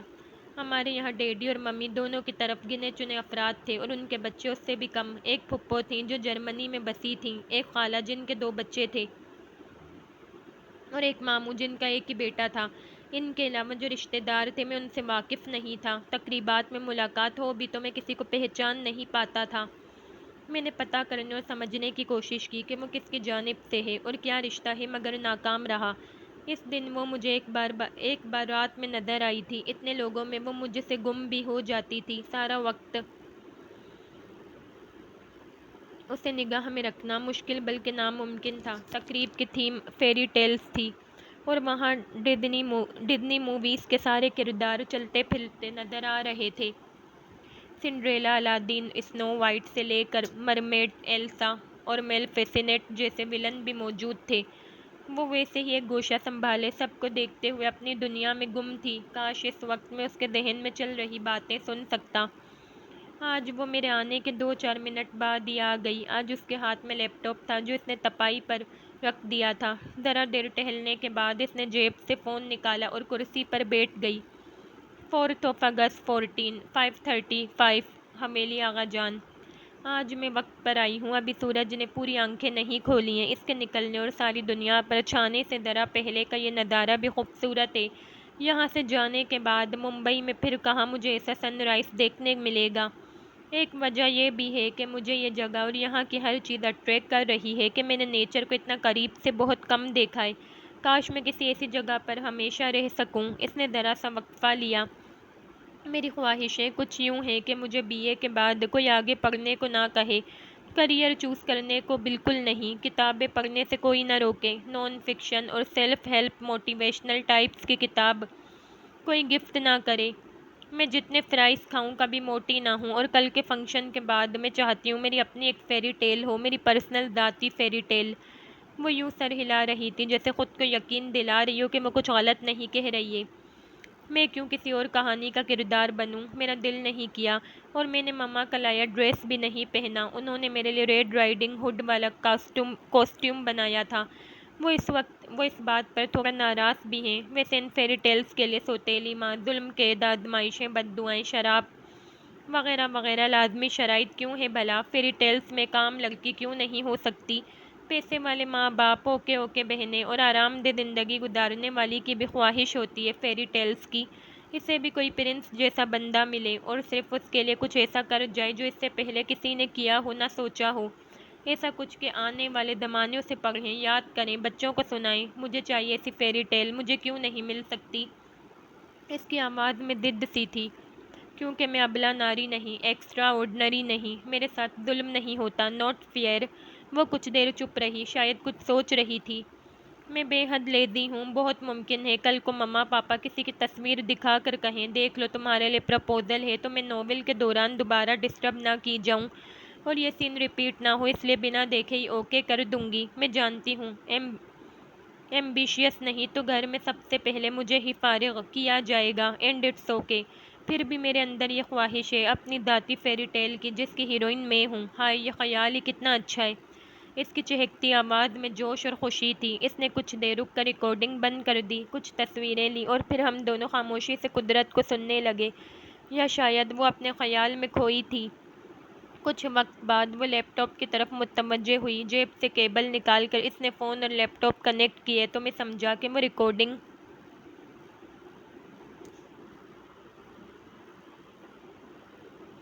لیپ ٹاپ میں منتقل کر رہی۔ شاید اس کی ڈیجیٹل ڈائری لیپ ٹاپ میں تھی۔ ایسا نہیں تھا کہ حویلی میں زنانہ مردانہ انتظام یا حصے علیحدہ تھے، سب آزادی سے ایک ساتھ گھوم پھر رہے تھے، لیکن ایک تو شاید وہ زیادہ تر کمرے میں ہوتی تھی اور میرے لیے وہاں سب اجنبی تھے، اس لیے میں بھی وہ سب کے ساتھ شامل نہیں ہو پاتا تھا۔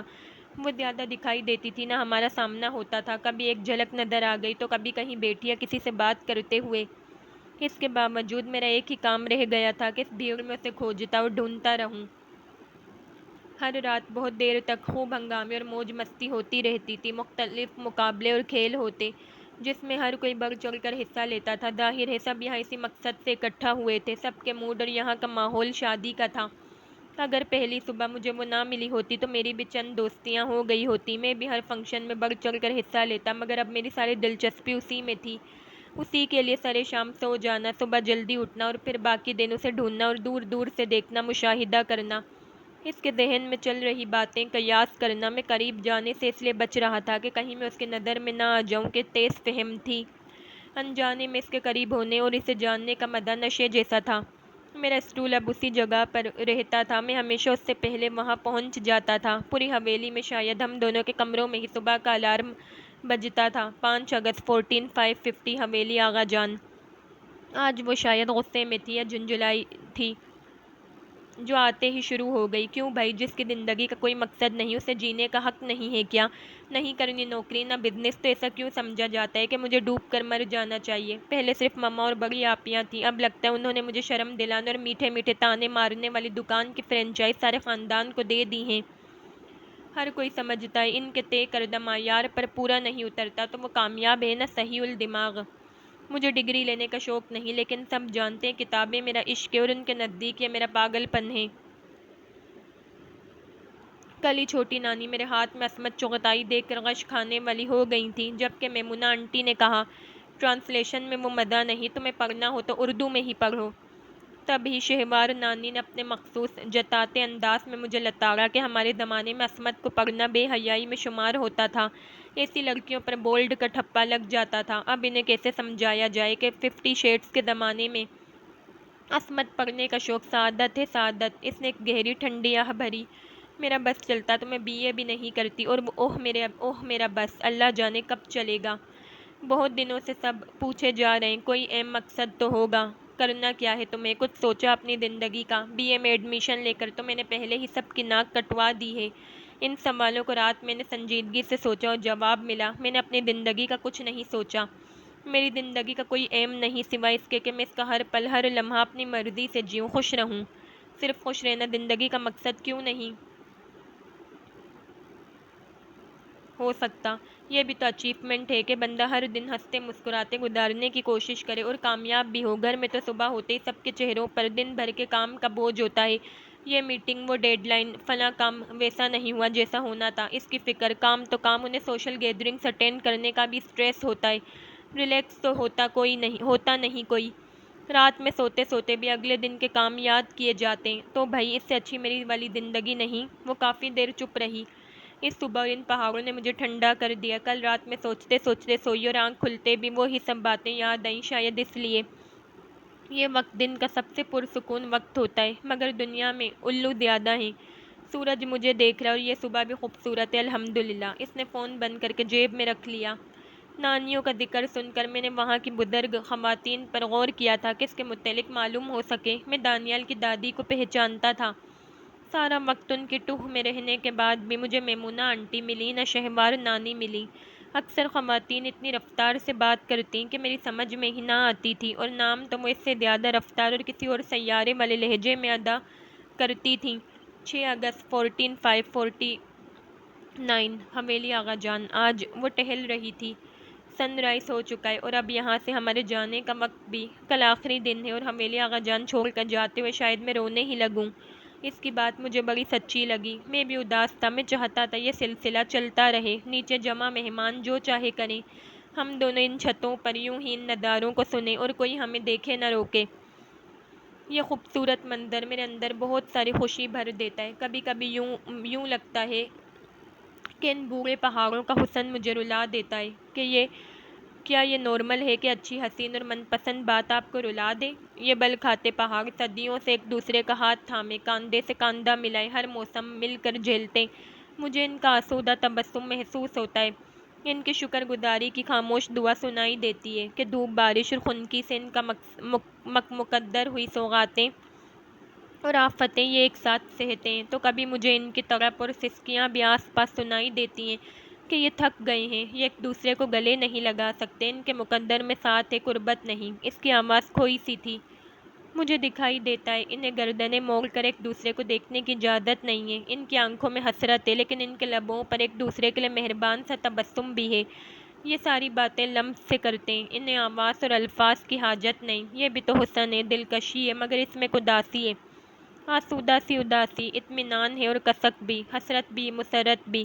اور مجھے یہ اپیل کرتا ہے، ایسا ساتھی جو آپ کے ساتھ ہے لیکن پاس نہیں، آپ مکمل نہیں ہوتے، اور یہ ادھورا پن عزیز تر ہوتا ہے۔ میں دم بخود سا اسے نہیں، ان پہاڑوں کو دیکھ رہا تھا، اور ریکارڈ ہو رہا ہر لفظ مجھے سچ لگ رہا تھا۔ کوئی ان کی محبت پر بات کیوں نہیں کرتا؟ ان کے مقدر سب سے الگ ہیں۔ پربتوں کے یہ سلسلے ساتھ اور پاس، قربت اور رفاقت کی تفریق اور یکسانیت سمجھانے والی انوکھی مثالیں ہیں، ایسی مثالیں جن میں اداسی بھری طمانینت ہے۔ مجھے یہاں آ کر ان سے عشق ہو گیا ہے۔ اس نے آہستہ سے فون رکھ دیا۔ فضا میں بھی اداسی بھرا سکون اور پاس کھڑی جدائی کی سرسراتی سسکی پھیل گئی تھی۔ آج بھی اس کے ساتھ لیپ ٹاپ تھا۔ کچھ وقت بعد ہم ایک دوسرے کے پیچھے نیچے اترے تھے۔ اتنی جلدی؟ وہاں ملازمین اور ہم دونوں ہی جاگتے تھے، لیکن چھت سے آنے کے بعد وہ اپنے کمرے میں بند ہو جاتی اور میں جوگنگ، رننگ کے لیے باہر چلا جاتا تھا۔ واپس آتا، تب تک چند بزرگ ناشتے کی میز پر موجود ہوتے تھے۔ میں نہانے کے بعد بائی کے ساتھ ہی ہال میں آتا تھا، لیکن آج بھوک کا احساس تھا جو میں کمرے میں جانے سے پہلے میز پر آ گیا، اپنے لیے کافی نکالی اور ڈونٹ لیے کرسی کھینچ کر بیٹھ گیا۔ کافی کا گھونٹ بھرتے ہوئے یوں ہی نظریں گھمائی اور سنبھل گیا اور ٹھٹک گیا۔ لمبی سی میز کے آخری سرے پر وہ بیٹھی تھی، نظریں کتاب پر تھیں، اور ناشتہ بھی ہو رہا تھا۔ بھوک کے باوجود میری رفتار کم ہو گئی۔ پہلے کھا لو، ایک آنٹی نے پیچھے سے اس کی پشت پر ہاتھ مارتے ہوئے کہا۔ کتاب کہاں بھاگ رہی ہے؟ اس نے پلٹ کر دیکھا۔ کتاب کے ساتھ یہ بدمزہ چائے حلق کے نیچے اتر جاتی ہے آنٹی، بالکل بھی اچھی چائے نہیں بناتے یہ، سوری لیکن یہ سچ ہے۔ میز پر سینڈوچز کی ٹرے رکھ رہے بیرے کو دیکھ کر اس نے حق گوئی کے لیے معذرت بھی کر لی۔ شادی کے گھر میں کون کتابیں پڑھتا ہے؟ اس جملے میں مقابل کو شرمندہ کرنے والا طنز و تمسخر تھا۔ میں، اس نے اطمینان سے جواب دیا اور چائے کا آخری گھونٹ حلق کے نیچے اتار کر کھڑی ہو گئی۔ سینڈوچز اچھے بناتے ہیں آپ۔ کرسی سے اٹھ کر اس نے آگے جا کر ٹرے سے ایک سینڈوچ اٹھایا۔ ہونک بنا بیرا اس بار جھجکتے ہوئے مسکرایا۔ شادی کے گھر والے کمرے میں جا کر پڑھتی ہوں آنٹی، شاید یہ کچھ کم آفینسو ہو، وہ عام سے لہجے میں کہتی۔ سینڈوچ اور کتاب لیے چلی گئی۔ جانے کس پر گئی ہے؟ وہ آنٹی تعصب سے کہتی۔ کرسی پر بیٹھ گئیں۔ چائے دو ذرا، انہوں نے بیرے کو حکم دیا۔ ویسے کہہ تو صحیح رہی تھی، چائے تم لوگ اچھی نہیں بناتے ہو۔ اب میرا دل بھی بدمزہ چائے چکھنے کو مچلنے لگا تھا جو یہاں میں نے آج تک نہیں پی تھی۔ آج نکاح کا دن تھا، کچھ کی آج برات ہی واپسی تھی۔ ہماری فلائٹ اگلے دن کی تھی جس کے لیے ہمیں علی الصبح یہاں سے نکلنا تھا۔ کل صبح میرا یہاں چھت پر آنا مشکل تھا، اس کا بھی پتہ نہیں تھا کہ وہ کب جانے والی تھی۔ سیڑھیاں چڑھتے ہوئے میں اسے چھت پر اپنا آخری چکر سمجھ رہا تھا۔ مجھے اس سے بات کر کے خود کو متعارف کروانا چاہیے یا نہیں؟ میں مسلسل سوچ رہا تھا لیکن کوئی فیصلہ نہیں کر پایا تھا۔ وہ آئی تو قدم سست تھے، آج اس نے روز کی طرح بھاگتے ہوئے زینے نہیں چڑھے تھے، چہرہ بھی مضمحل تھا۔ آج وہ آگے دیوار کے پاس جانے کی بجائے کرسی پر ہی بیٹھ گئی، جیب سے فون نکال اور سامنے دیکھتے ہوئے بولنا شروع کیا۔ 7 اگست 534 حویلی آغا جان۔ آج آواز میں روز والا جوش نہیں تھا۔ ابھی سورج طلوع نہیں ہوا ہے اور میں رات میں مما سے وعدہ خلافی کرتے ہوئے آج بھی یہاں موجود ہوں۔ کل دوپہر سے فیور نے پکڑ لیا ہے اور مما کے نزدیک یہ میرے صبح صبح کمرے سے غائب ہونے کی وجہ سے ہوا ہے۔ ان کے مطابق میں اتنی ٹھنڈ میں لون میں واک کرتی ہوں، اس لیے بیمار ہو گئی ہوں۔ وہ صبح جاگتی تو انہیں پتہ ہوتا کہ اس وقت ٹھنڈ نہیں ہوتی بلکہ موسم بہت ہی خوشگوار اور خوبصورت ہوتا ہے، اور میں روز لون میں نہیں چھوٹی ٹیرس پر ہوتی ہوں۔ ویسے حویلی ڈیزائن کرنے والے نے اس کا فرنٹ اس سمت کیوں نہیں رکھا؟ آگے کا سبز میدان اور پھر اس کے آگے کا جنگل بھی ٹھیک ہے، لیکن ان پہاڑوں کا حسن یہ کوئی اور ہی لیول ہے۔ ایسا بھی نہیں کہ یہ پہاڑ بعد میں وہاں آ کر ٹھہرے ہوں۔ جانے کیا لاجک اور وجہ تھی جو انہیں پیچھے کر دیا؟ اس کے بولنے کی رفتار بھی دھیمی تھی۔ کل واپس جانا ہے، پھر وہی بھاگتی دوڑتی زندگی، گاڑیوں کا شور، لوگوں کی باتیں، اور اس نے اور کو لمبا کھینچا۔ کالج۔ کل میں نے دونا سے کہا تم سب کس بات پر اتراتے ہو؟ ویسے مجھ سے زیادہ یہاں کوئی نہیں پڑھتا، تو اس نے کہا دنیا میں اہمیت ڈگری ہے، علم کی نہیں۔ تو کیا واقعی ایسا ہی ہے؟ وہ کچھ دیر خاموش رہی۔ آج میں اس جگہ کو اور یہاں کی دلکشی کو سنوں گی، اسے محسوس کروں گی، جانے پھر کب آنا ہو یہاں۔ کل ہی نانی کہہ رہی تھی اتنی لمبی شادی نے تھکا دیا ہے، تو کیا پتہ اب کوئی ایسے ایڈونچر کا سوچے گا بھی یا نہیں کہ دور دور تک اس طرح کی یہ پہلی شادی تھی دونوں خاندانوں میں۔ شادی اور فنکشنز تو نہیں، لیکن میں نے اس وقت کو خوب انجوائے کیا، اچھی یادیں اکٹھا کی، ڈیجیٹل ڈائری سٹارٹ کی۔ حویلی آغا جان کو، اس چھت کو، دور بہت دور کھڑے ان پہاڑوں کو میں ہمیشہ یاد رکھوں گی۔ مجھے ان پہاڑوں سے عشق ہو گیا ہے، ان کے بدن پر گزرے زمانوں کی ڈھیروں کہانیاں لکھی ہیں جو میں ساری نہیں پڑھ پائی، انہوں نے بھی ساری نہیں سنائی۔ اس نے کہتے ہوئے منہ بسورا تھا۔ موقع ملا تو انہیں پڑھنے اور سننے ضرور آؤں گی کہ مجھے کہانیاں اچھی لگتی ہیں۔ ذرا دیر بعد اس نے ریکارڈنگ بند کر کے فون میز پر رکھ دیا۔ میری نظریں آج سامنے پہاڑ اور آسمان کے بجائے اس کے ارد گرد زیادہ تھیں۔ جانے کتنی دیر بعد وہ اٹھ کر کھڑی ہوئی، ذرا دیر آگے دیوار کے پاس رکی، پھر پلٹ کر سیڑھیوں کی طرف بڑھی۔ ادھر جاتے ہوئے اس نے سر اٹھا کر اوپر دیکھا تھا۔ وہ اکثر جاتے ہوئے اوپر دیکھا کرتی تھی۔ اس کا چہرہ اور آنکھیں سرخ تھیں۔ وہ سیڑھیوں پر غائب ہو گئی اور میں اب تک ملوں یا نہیں اس مخمصے میں ہی تھا۔ نکاح کے وقت بھی شاید اس کی طبیعت ٹھیک نہیں تھی۔ وہ کچھ دیر کے لیے ہی نظر آئی تھی۔ میں نے دور سے ہی زوم کر کر کے چند تصویریں لی تھیں۔ چونکہ آج ڈیڈی بھی موجود تھے تو وہ مجھے اپنے ساتھ رہنے کا حکم دے چکے تھے۔ میرا سارا وقت ڈیڈی کے بزنس سرکل اور دوستوں سے ملتے ہوئے گزرا۔ اگلی صبح جاتے وقت میں نے بہانے سے 4 چکر اندر کے لگائے تھے، پھر بھی نامراد ہی رہا۔ وہ کہیں دکھائی نہیں دی۔ ممی، ڈیڈی اور بھائی کو اب نکلنے کی جلدی تھی۔ دہرادون ایئرپورٹ یہاں سے 7-8 گھنٹے کا سفر تھا اور ہم پہلے ہی دیر کر چکے تھے۔ ان کے مطابق اب اگر تھوڑا سا اور لیٹ ہوئے تو آگے ہماری فلائٹ چھوٹ سکتی تھی۔ چاروں ناچار مجھے کار میں بیٹھنا پڑا۔ میں نے حویلی نظروں سے اوجھل ہونے تک جانے کتنی بار پلٹ کر دیکھا تھا۔ گھر پہنچ کر میں نے یہ انوکھی اور دلچسپ داستان لکھنا شروع کی۔ وہ 6 دن میرے لیے ایک طویل داستان جیسے تھے۔ میرا یہ انوکھا تجربہ لیپ ٹاپ میں میرے لفظوں میں منتقل ہوتے وقت ہر دن مجھ پر کچھ نیا واضح کرتا تھا۔ میرے پاس اس کی سنی باتیں ہی نہیں تھیں، اس کے فاصلے سے کیا گیا مشاہدہ بھی تھا۔ میری دلچسپی اس میں بڑھتی جا رہی تھی۔ میری زندگی میں اتنی اہم اور خاص جگہ اس سے قبل کسی لڑکی کو حاصل نہیں ہوئی تھی۔ آسان نہیں تھا، پھر بھی محدود معلومات کے سہارے میں نے دانیال کو فون کر کے شانوں کے متعلق پوچھا۔ وہ کسی شانوں کو نہیں جانتے تھے۔ آپ کی کسی کزن یا فیملی فرینڈ میں کسی کا نک نیم ہوگا؟ کسی کا نہیں۔ بھابھی سے پوچھیں، شاید ان کی فیملی میں ہو یا انہیں علم ہو، لیکن وہ بھی کسی شانوں کو نہیں جانتی تھیں، اور چوری چھپے بنا اجازت کھینچی گئی تصویر دکھا کر پوچھنا سراسر غلط تھا۔ اس وقت بھی میں شیور نہیں تھا کہ اس کی خیر خبر مل گئی تو میں اس سے ملوں گا یا نہیں۔ میرے اس شش و پنج نے ہی ہمیں اجنبی رکھا تھا، ورنہ میں کسی بھی پل اس کے پاس جا کر بات کر سکتا تھا۔ وہاں وہ میرے لیے دوری میں دلکشی والا معاملہ تھی۔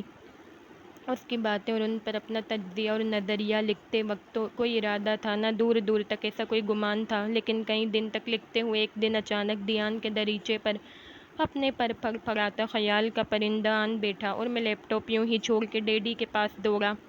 میرے مطالعے کا شوق دراصل ان کے جینز ہی تھے جو میرے حصے میں آئے تھے۔ وہ ادب کا ذوق شوق رکھنے والے انسان تھے۔ انہوں نے اپنے زمانے میں اردو فارسی پڑھ رکھی تھی۔ وہ اب بھی رومی کا فارسی کلام پڑھتے تھے۔ انہوں نے بچپن میں قرآن اور عربی کے ساتھ ساتھ ہم دونوں بھائیوں کی اردو تعلیم کا بھی بندوبست کیا تھا، جس کے نتائج مختلف تھے۔ اب حال یہ تھا کہ بھائی حرف تہجی بھی نہیں پہچان سکتے تھے اور میں روانی سے پڑھ اور سمجھ لیتا تھا۔ لکھنا مشکل تھا، پتہ نہیں ہے میرے اس کے لیے جذبات تھے، اس کے لیے کچھ کرنے کی خواہش، کوئی بہت گہرا احساس جسے میں اس وقت مکمل نہیں سمجھ پا رہا تھا، یا محض میرا شوق ہے۔ لیکن میں نے ڈیڈی کے سامنے بڑے اعتماد سے کہا تھا، مجھے خود کو پرکھنے اور آزمانے کے لیے صرف 2 سال دیں ڈیڈی۔ اگر اس دوران میں نے کیریئر بنا لیا، کوئی سگنیفیکنٹ کامیابی حاصل کر لی تو ٹھیک، ورنہ میں سب چھوڑ کر ایمانداری اور سنجیدگی سے بزنس دیکھوں گا۔ انہوں نے میری بات مان لی اور میں نے اے پینڈنگ گڈ بائی لکھنا شروع کی۔ ہر لفظ کے ساتھ وہ میرا حصہ بنتی گئی۔ ناول کے اختتام تک میں نے اسے خود میں ضم کر لیا تھا۔ میں جانتا تھا وہ میرا جزو لازم ہے۔ اس کے متعلق لا علمی اور دوری کے باوجود میرے اندر بے چینی بے قراری نہیں تھی۔ میں بہت پرسکون تھا۔ صرف اچھا لکھنا یا بہت اچھا لکھنا کافی نہیں ہوتا ہے، لیکن پیسہ اور وسائل ہوں تو بہت کچھ، بلکہ سب کچھ آسان ہو جاتا ہے۔ میرے پاس ان دونوں کی کمی نہیں تھی۔ میں نے ملک کی صف اول کی لٹریری ایجنسی سے کنسلٹ کیا، ان کا سب سے کامیاب ایجنٹ اور ایڈیٹر منتخب کیا، اور جلد ہی "اے پینڈنگ گڈ بائی" کا معاہدہ ایک بین الاقوامی اشاعتی ادارے کی مقامی شاخ کے ساتھ طے ہو گیا۔ میں نے ایمانداری سے محنت اور کوشش کی تھی، پھر بھی ناول کو جتنی کامیابی اور پذیرائی ملی اس کا میں نے تصور نہیں کیا۔ یہ سب خواب جیسا تھا۔ ممی، ڈیڈی، بھائی سب خوش تھے، یہ ان کے لیے بھی سرپرائز تھا۔ ڈیڈی کو میرے اس فیصلے پر بہت فخر تھا۔ ان کی خوشی ممی اور بھائی سے مختلف تھی۔ ان کی شہرت اور کچھ ایونٹس میں اسپانسرشپ کا بھی کمال تھا کہ میں ہر جگہ نظر آنے لگا۔ اس دوران میں مارکیٹنگ، پبلسٹی اور پی آر کامیابی کی سب سے اہم کنجی ہے۔ ان کے سبب سطحی اور اوسط درجے کی چیزیں بھی ریکارڈ توڑ کامیابی حاصل کر لیتی ہیں۔ پھر میرا ناول تو اوسط درجے سے بہتر تھا۔ اس میں ہر حساس دل کے تار چھیڑنے والی کہانی تھی۔ دوسرے مارکیٹنگ والوں نے ٹارگٹ ریڈرز کو خوب اچھی طرح ٹارگٹ کر کے گھیرا تھا۔ جب ایک پڑھنے والا دوسرے سے اور دوسرا تیسرے سے کہتا ہے تو یہ سب سے اچھی پبلسٹی ہوتی ہے۔ ناول کو اس کا بہت فائدہ ہوا تھا۔ میرا مقصد بھی یہی تھا کہ اسے مقبول و مشہور کر دوں۔ لمحوں میں ہوا یہ فیصلہ اب میرا شوق اور پیشہ بن گیا تھا کہ مجھے کہانی لکھنا اچھا لگنے لگا تھا۔ میری چھپی ہوئی صلاحیت کھل کر باہر آئی تھی۔ مگر اس کے بعد میں نے پھر رومان نہیں لکھا۔ میں نے سسپینس تھرل ناول لکھے، انہیں بھی اتنی ہی پذیرائی ملی۔ اب میں فل ٹائم رائٹر تھا۔ میری ساری کتابیں بیسٹ سیلر لسٹ میں شامل تھیں، ان پر ویب سیریز بن رہی تھیں۔ پہلے ناول کے کچھ وقت بعد جب ایک پروڈکشن ہاؤس نے "اے پینڈنگ گڈ بائی" کے رائٹس حاصل کرنے کے لیے رابطہ کیا تو میں نے فوراً حامی بھر لی۔ اگلے زمانے یاد رکھیں سنے سنائی والی شق بھی مکمل ہو گئی تھی۔ میں نے پھر کبھی اس کے متعلق جاننے کی کوشش نہیں کی تھی کہ مجھے یقین تھا ہم ملیں گے، اور مجھے یہ انتظار کبھی ناگوار نہیں گزرتا تھا۔ محبت کرتے رہنے کا احساس اچھا دوست ثابت ہوا تھا، ایسا دوست جس کی ہمراہی خوشی کی ضمانت نہ سہی لیکن کبھی مایوس اور افسردہ نہیں ہونے دیتی۔ انتظار ایک ایسی مشقت تھی جو روح کو تر و تازہ رکھتی تھی۔ میں نے اس کے لیے "اے پینڈنگ گڈ بائی" کی صورت میں ساری دنیا میں اس کے لیے بریڈ کرمز کی طرح مجھ تک پہنچنے والے نشان پھیلا رکھے تھے۔ ان کا پیچھا کرتے ہوئے اسے میرے پاس آنا ہی تھا۔ میں نے دانیال کے گھر ناول کی کئی کاپیاں بھجوائی تھیں تاکہ وہ جان پہچان اور خاندان والوں کو بانٹ سکے۔ اگلے دن جب عتیب نے امن سے کہا تو حسب توقع، حسب عادت حیرت کے اظہار کے لیے وہ چند منٹ چپ اسے گھورتا رہا۔ "اگلی میٹنگ ارینج کر لو کسی قریبی ڈیٹ پر"۔ اس نے حتی المقدور لہجہ اور انداز عام سے رکھے تھے۔ "بلکہ کل پرسوں ہی رکھ لو"۔ وہ اسے "آج ہی بلا لو" کہتے ہوئے جھجک رہا تھا۔ "ٹیلنٹ ہے بھائی اس لیڈی میں"۔ اس نے تالی بجاتے ہوئے کہا۔ "واقعی"۔ اس نے کہا۔ "ترجمہ ویسا ہی جیسا مجھے امید تھی کہ کوئی نہیں کر سکتا"۔ امن نے اسے جانچتی نظروں سے گھورا تھا۔ قریبی تاریخ اسے 1 دن بعد ملی۔ وہ آئی لیکن چونکہ سارے معاملات اور معاہدہ طے ہونا تھا اس لیے اس بار امن بھی ان کے ساتھ شامل تھا۔ جب اس نے کہا کہ وہ پہلے ہی پورے ناول کا ترجمہ کر چکی ہے تو امن کے ساتھ وہ بھی حیران رہ گیا۔ مائنڈ نہ کیجیے گا، لیکن آپ کافی سے زیادہ ایفیشینٹ ہیں، امن نے کہا، اور بہت کانفیڈنٹ بھی۔ اس کی نظر ٹیپ پر تھی، وہ مسکرائی۔ دراصل بطور اردو ٹرانسلیٹر یہ میرا پہلا پروجیکٹ ہے، اس لیے میں نے بہت ریسرچ کے بعد یہ ناول منتخب کیا ہے۔ آپ بھی جانتے ہیں اردو ناولز کی مارکیٹ اتنی بڑی نہیں ہے جتنا انگلش، ہندی، دیگر لینگویجز کی ہے۔ اس ترجمے کا جتنا امپیکٹ ہوگا میرا کریئر اتنا بہتر ہوگا، اس لیے میں نے محنت بھی بہت کی ہے۔ میں نے فائل آپ دونوں کو ای میل کی ہے، کوئی مسئلہ یا بات ہو تو ہم پھر ملیں گے۔ اس کا پیشہ ورانہ انداز سلجھا ہوا تھا، وہی چشمہ، وہی ہیل، وہی بیگ، بال اسی انداز میں بندھے تھے، بس آج ہاتھ مکمل سیاہ آستینوں میں چھپے تھے، اور بنگالی کاٹن کی سیاہ ساڑی دیپتن کیے تھی جس پر چوڑا سا بارڈر سرخ تھا۔ آج عتیب خاموشی سے اسے جانچتا ہی رہا تھا، اس نے زیادہ بات نہیں کی تھی، اور امن اس کی جانچتی نظروں کو جانچ رہا تھا۔ اس کے جانے کے بعد وہ اس کا ترجمہ یوں پڑھ رہا تھا جیسے وہ سامنے بیٹھ کر اسے سنا رہی ہو۔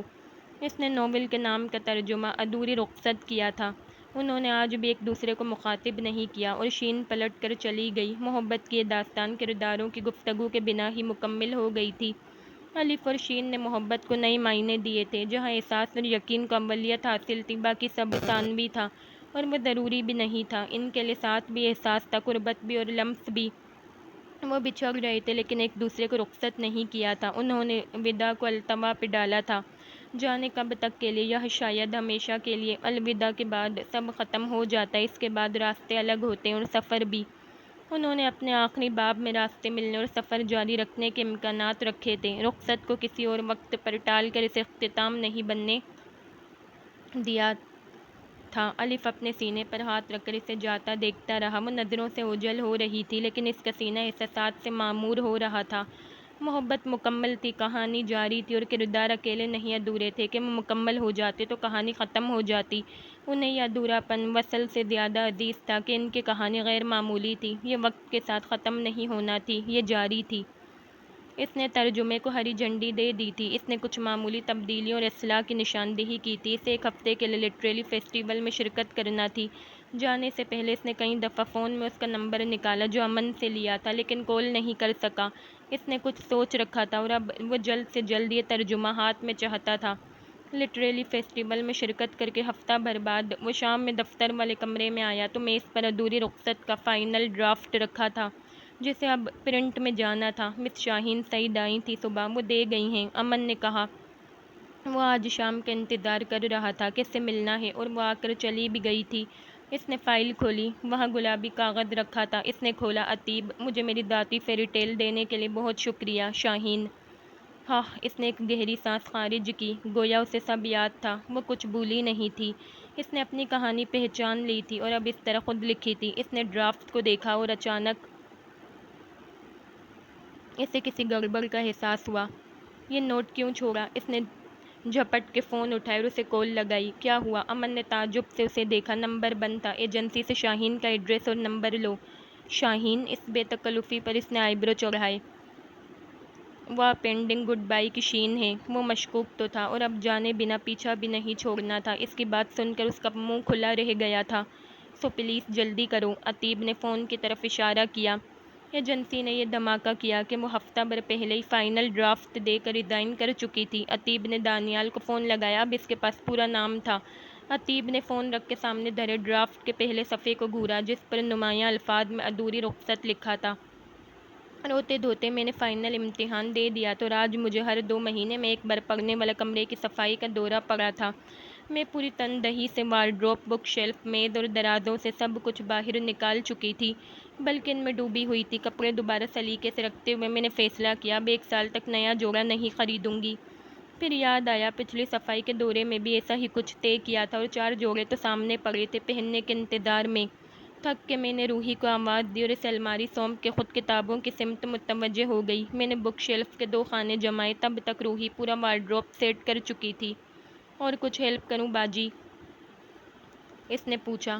تھوڑے سے فرائز تل دو، میں نے مصروفیت کے درمیان کہا۔ وہ چلی گئی۔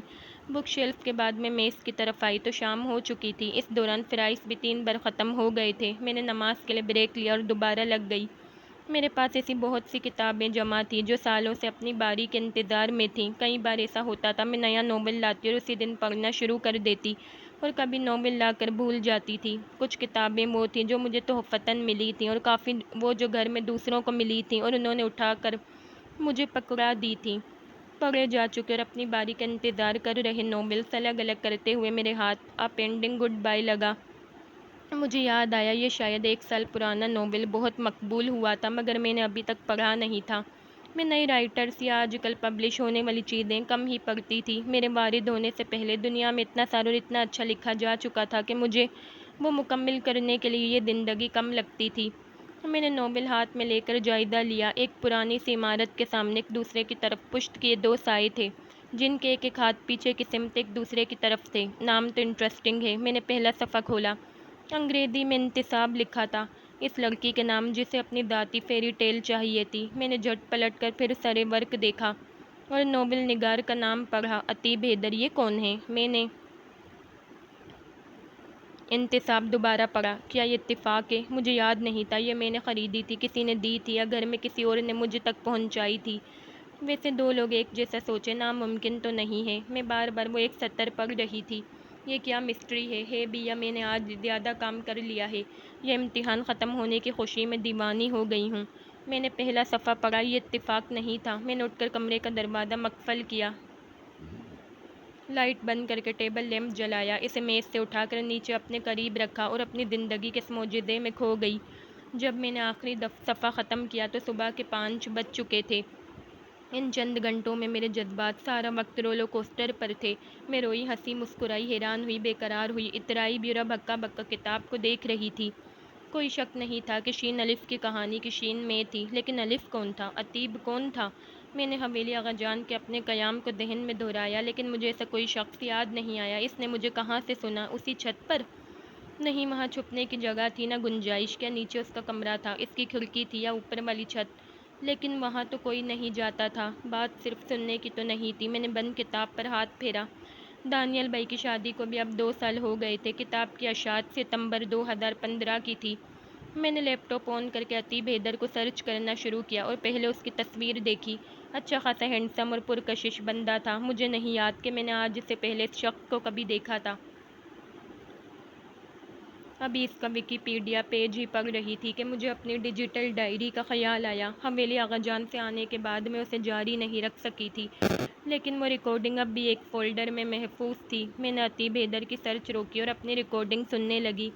اب میں جانتی تھی کہ کہیں کوئی اور بھی اس وقت میری باتیں سن رہا تھا۔ میں وہاں اکیلی نہیں تھی، اور عجیب تھا کہ مجھے یہ برا نہیں اچھا لگ رہا تھا۔ جانے کب سنتے سنتے میری آنکھ لگ گئی۔ جب میں سو کر اٹھی تو کمرہ ویسا ہی تھا۔ کتابیں اب بھی میرے آس پاس بکھری تھیں اور میں کتابوں کا تکیہ بنائے سو گئی تھی۔ لیپ ٹاپ کھلا تھا، میرے ایئر فون قریب پڑے تھے اور سینے پر اپینڈنگ گڈ بائی تھی۔ سب سمیٹنے اور جگہ پر رکھنے کے بجائے میں دوبارہ ناول پڑھنے لگی تھی۔ اب میں گاہے بگاہے اس کی تصویر بھی دیکھتی جا رہی تھی۔ یہ کہانی 2 کرداروں کی تھی، الف اور شین، جن کی پوری کہانی میں روبرو ملاقات آخر میں ہوئی تھی۔ الف نے شین کو کچھ غیر معمولی حالات میں دیکھا، پیچھا کیا، اسے سنا، سمجھا، پسند کیا، اور وہ اس کے لیے خاص ہو گئی۔ اور پھر اس نے اس کے لیے وہ کیا جو ہرگز عام نہ تھا۔ وہ اس کے لیے اجنبی ہی تھی، کیونکہ انہوں نے ایک دوسرے سے بات کی تھی، نہ وہ ملے تھے۔ پھر بھی وہ اس کی زندگی کا محور بن گئی۔ الف نے اس کی خواہش پوری کرنے کی ٹھان لی۔ یہ اس کے لیے آسان نہ تھا۔ اس نے اسے اپنا جنون بنایا اور اس کا خواب پورا کیا۔ شین لمبے عرصے تک بے خبر ہی رہی کہ اس کی خواہش، اس کا خواب کوئی اور تکمیل تک پہنچا چکا ہے۔ پھر بالآخر ایک دن اسے علم ہوا کہ اس کا خواب کسی نے مکمل کر دیا ہے، لیکن وہ کون ہے، کہاں ہے، شین نہیں جانتی تھی۔ اس نے بہت تلاش کیا اور ایک دن وہ انجانے میں اس تک پہنچ گئی۔ الف جس نے ملنا نہ ملنا قسمت پر چھوڑ دیا تھا، جب قسمت نے انہیں ملایا تو اس نے شین کو اپنی اصلیت بتائے بنا اجنبیوں کی طرح رخصت ہونے کو چنا کہ وہ چاہتا تھا اس کہانی کا اختتام نہ ہو، دونوں کی تلاش ختم نہ ہو، انتظار ختم ہو نہ انتظار، وہ ہمیشہ ایک دوسرے کی طرف سفر کرتے رہیں۔ میں درمیان میں لیپ ٹاپ پر ناول اور عتیب حیدر کے متعلق خبریں اور انٹرویو دیکھنے لگتی، کبھی ناول پر تبصرے اور تنقیدیں تو کبھی اپنی ریکارڈنگ سنتی، اور ناول میں وہی الفاظ دیکھ کر نئے سرے سے دنگ رہ جاتی۔ جب 2 دن تک کمرے سے باہر نہیں نکلی تو گھر والے پریشان ہو گئے۔ مما نے کمرے کا حال دیکھا تو ایک بڑا سا لیکچر ملا، لیکن میں کسی اور ہی کیفیت میں تھی۔ اتنا سب کچھ تھا کہ پہلے کیا سوچوں، کس پر غور کروں، کیا کروں، کیا نہ کروں، کیا پہلے کروں، کیا بعد میں، کچھ سمجھ میں نہیں آ رہا تھا۔ کبھی لگتا کوئی خواب دیکھ رہی ہوں، کبھی لگتا میں پاگل ہونے لگی ہوں۔ میں روز وہ ناول ہاتھ میں لیے سوچتی رہتی، اور اتنے دنوں میں شاید ایسا کوئی نقطہ یا داویہ بچا تھا جس پر میں نے نہ سوچا ہو۔ میں ہر دن ایک نئے خیال سے الجھتی رہتی۔ ناول ریکارڈنگ اور عتیب حیدر کے انٹرویو بار بار پڑھنے، سننے اور دیکھنے کے بعد آہستہ آہستہ مجھ پر سب کچھ واضح ہونے لگا۔ پہلی نظر کی محبت یا چند دنوں میں عشق ہو جانا ایسا انوکھا بھی نہیں تھا۔ انوکھا تھا میری خواہش کا پورا کرنا۔ اس کی فیملی، تعلیم، بزنس کے مطابق اس کا یہ منصوبہ تو نہیں ہوگا کہ سب چھوڑ کر وہ ناول لکھے گا۔ کبھی لگتا کہ اسے ناول ہی لکھنا تھا اور میری وجہ سے کہانی مل گئی۔ پھر خیال آتا نہ کال نہ ملاقات، کیا وہ جانتا بھی ہے میں کون ہوں، کہاں رہتی ہوں؟ اگر اسے یہ سب معلوم ہوتا تو مجھ سے ملنے ضرور آتا یا ناول ہی بھیج دیتا۔ وہ مجھے نہیں جانتا تھا، لیکن اب میں تو اسے جان گئی تھی۔ اس کا ایڈریس بھی جانتی تھی۔ کئی بار میرا دل کیا میں اس کے گھر چلی جاؤں۔ یہ مشکل نہیں تھا، لیکن پھر ہمت نہیں ہوتی۔ ناول کا اختتام اور تھیم وہی تھی جو میں نے کہا تھا، ادھورا پن عدید ہوتا ہے۔ بس اسی سطر پر میں اٹک جاتی تھی۔ میں نے ہر ایک چیز میں اس کا پیغام دیکھنا چاہا، سارے ورق، الف کا طریقہ کار، انجام۔ اتنا کافی نہیں تھا کہ میں نے انٹرویوز میں بھی اپنے لیے پیغام ڈیکوڈ کرنے کی کوشش شروع کر دی اور کنفیوز ہوتی گئی۔ وہ بہت اچھا بولتا تھا، سحر انگیز آواز میں، اس پر اس کا پر اعتماد اور باوقار انداز۔ جب کیمرہ اس کے چہرے پر فوکس ہوتا تو مجھے لگتا وہ مجھ سے مخاطب ہے، جیسے کسی انٹرویو میں اختتام کے بارے میں پوچھا گیا تھا۔ یہ سیڈ اینڈنگ تو نہیں ہے، انٹرپریٹیشن کے لیے اوپن ہے، ریڈر جیسا چاہے ویسا اینڈ اخذ کر سکتے ہیں۔ کبھی کہتا اس کہانی کا مرکزی کردار ایک منفرد سا احساس ہے، آپ اسے جو چاہے نام دیں۔ کبھی سمجھاتا کہ شین اور الف ہر کسی کے اندر ہوتے ہیں، لیکن سب کے اندر شین الف اتنی جرأت اور یقین نہیں رکھتے کہ وہ انتظار اور تلاش کریں، اور یہ بھی کہ ضروری نہیں مل جانا، حاصل کر لینا، پا لینا سب کی چاہت ہو۔ کچھ دل روش سے ہٹ کر چلتے ہیں، روش سے ہٹ کر چلتے ہیں۔ میری خواہش فیری ٹیل تھی جو دنیا کہے سنے، اور وہ مجھے مل گئی تھی۔ اب مجھے کیا کرنا چاہیے تھا؟ کیا یہاں کوئی بھی کسی کی بھی خواہش یوں پوری کر دیتا ہے؟ نہیں نا، یہ تو بہت خاص تھا۔ مجھے بھی کچھ خاص کرنا تھا۔ میں نے لاکھ چاہا، لیکن میں یوں اس حالت میں اس کا سامنا کرنے کے لیے خود کو تیار نہیں کر سکی۔ پھر ایک دن اس کا انٹرویو دیکھتے دیکھتے مجھے اپنے سارے سوالوں کے جواب مل گئے۔ آپ کی سب کتابوں کے تراجم ہو چکے ہیں، نیا ناول دوسری زبان میں ترجمے کے ساتھ ریلیز ہو رہا ہے، لیکن آپ نے اب تک پینڈنگ گڈ بائی کا ترجمہ کیوں نہیں کیا؟ یہ میرا پہلا ناول تھا، میرے لیے بہت خاص اور میرے دل کے بہت قریب ہے۔ میں نے اسے خاص کیفیت میں لکھا تھا۔ مجھے نہیں لگتا کوئی اور اس طرح سے انصاف کر پائے گا جیسا میں نے لکھا ہے۔ یہ ہے تو گھسی پٹی بات، لیکن سچ ہے۔ الفاظ اہم نہیں ہوتے، اہم وہ بات ہے جو ان کے ذریعے کہی جا رہی ہے۔ عبارت میں پر اثر احساس اور کیفیت اسی وقت شامل ہوتے ہیں جب یہ دل کی گہرائی سے خود بخود نکلے ہوں، بنا کسی کوشش کے، جبکہ ترجمے شعوری کوشش شامل ہوتی ہے اور الفاظ بے ساختہ نہیں ہوتے، اصل لفظ سے قریب قریب تلاش کیے جاتے ہیں۔ میں نے فیصلہ کیا اور مما کے پاس پہنچی۔ مجھے آگے پڑھنا ہے، مجھے ماسٹرز کرنا ہے، اس سے پہلے مجھے اردو سیکھنا ہے۔ تم نے گر پڑھ کے بڑی مشکل سے تو یہ 3 سال نکالے ہیں۔ اب مما، تب میرا کوئی ایم نہیں تھا، اب ہے۔ ان سے اسی رد عمل کی امید تھی مجھے۔ جی، مجھے لٹریچر فیلڈ یعنی پبلشنگ میں کریئر بنانا ہے۔ اب ان کی آنکھیں پھیل گئیں میرا شوق دیکھتے ہوئے۔ یہ ایسی اچنبھے والی بات بھی نہیں تھی، لیکن وہ رزلٹ کے بعد میری شادی کا ارادہ کر چکی تھیں۔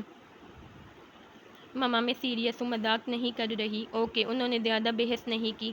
میں جانتی تھی وہ چند دن مجھے دیکھیں گی، آیا واقعی سنجیدہ ہوں یا نہیں، اور انہیں لگا میں یوں ہی وقت برباد کر رہی ہوں تو وہ میری سنے بنا میری شادی کر دیں گی۔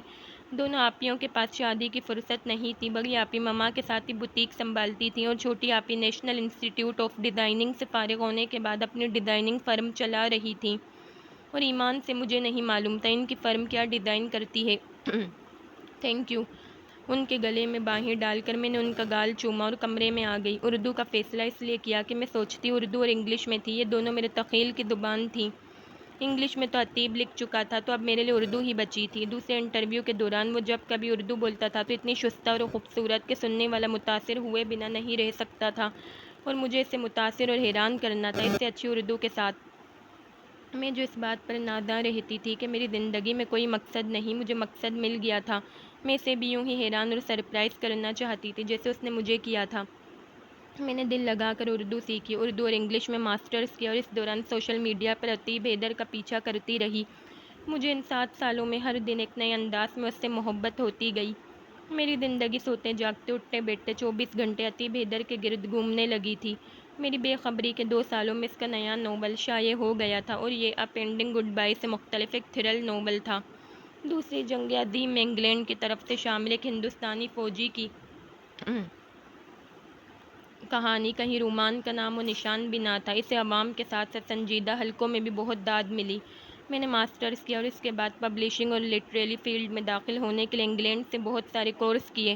گھر میں سب اس کایا پلٹ پر حیران تھے۔ میں جو کمرے سے باہر نکلنا پسند نہیں کرتی تھی، جس کے لیے کالج جانا جنگ پر جانے جیسا تھا، وہ اکیلے لندن گھوم رہی تھی۔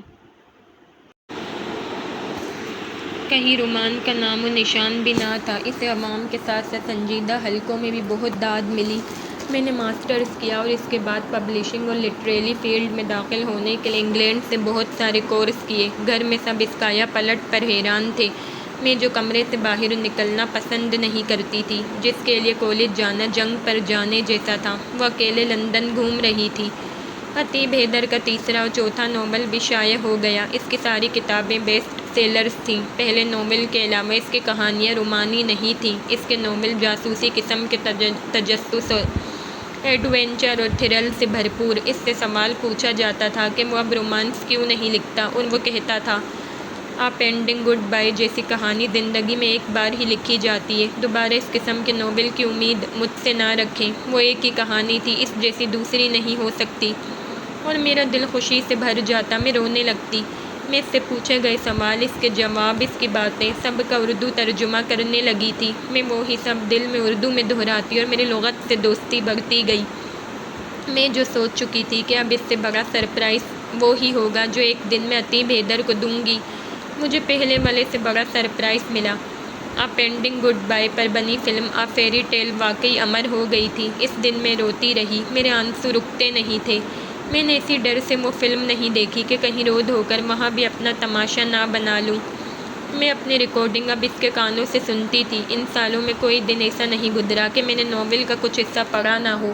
یہ میری اس سے گفتگو ہوتی تھی، میں ایسے اس سے مل لیا کرتی۔ میرے اندر اب یہ ڈر تھا میں سامنے جا کر اسے مایوس نہ کر دوں، اس کی کہانی خراب نہ ہو جائے۔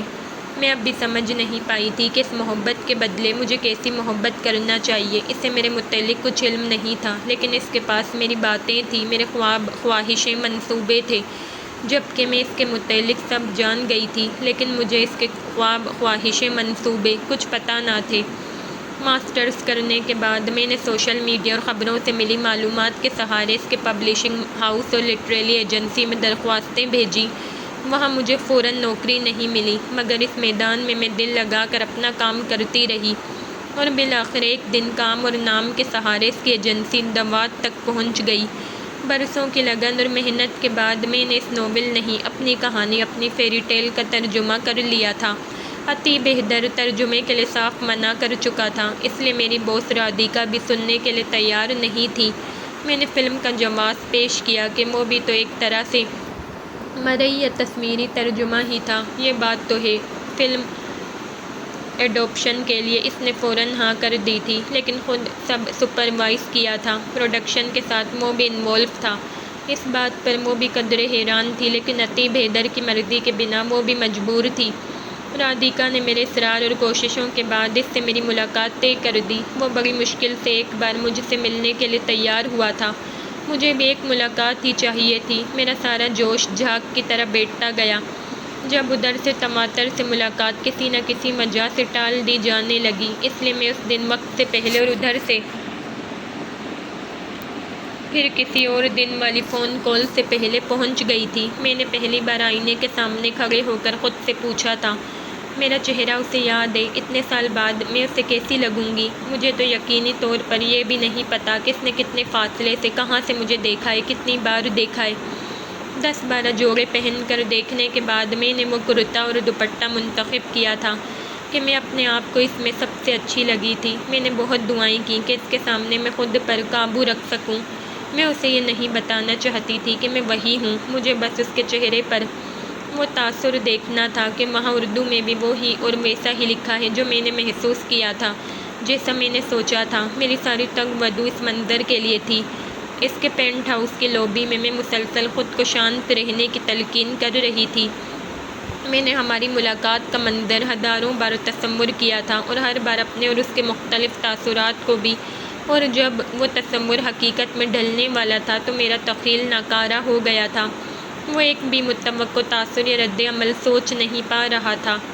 جب مینیجر نے مجھے اندر جانے کو کہا تو میری ہتھیلیاں پسینے سے بھیگ گئیں۔ اس لمحے کے لیے اتنی تیاری اور انتظار کیا تھا، اور اب وہ سب ہاتھ سے نکلتا محسوس ہو رہا تھا۔ میں نرمس تھی، پرجوش تھی، ڈر بھی رہی تھی، خوشی سنبھل نہیں رہی تھی، اور رونا بھی آ رہا تھا۔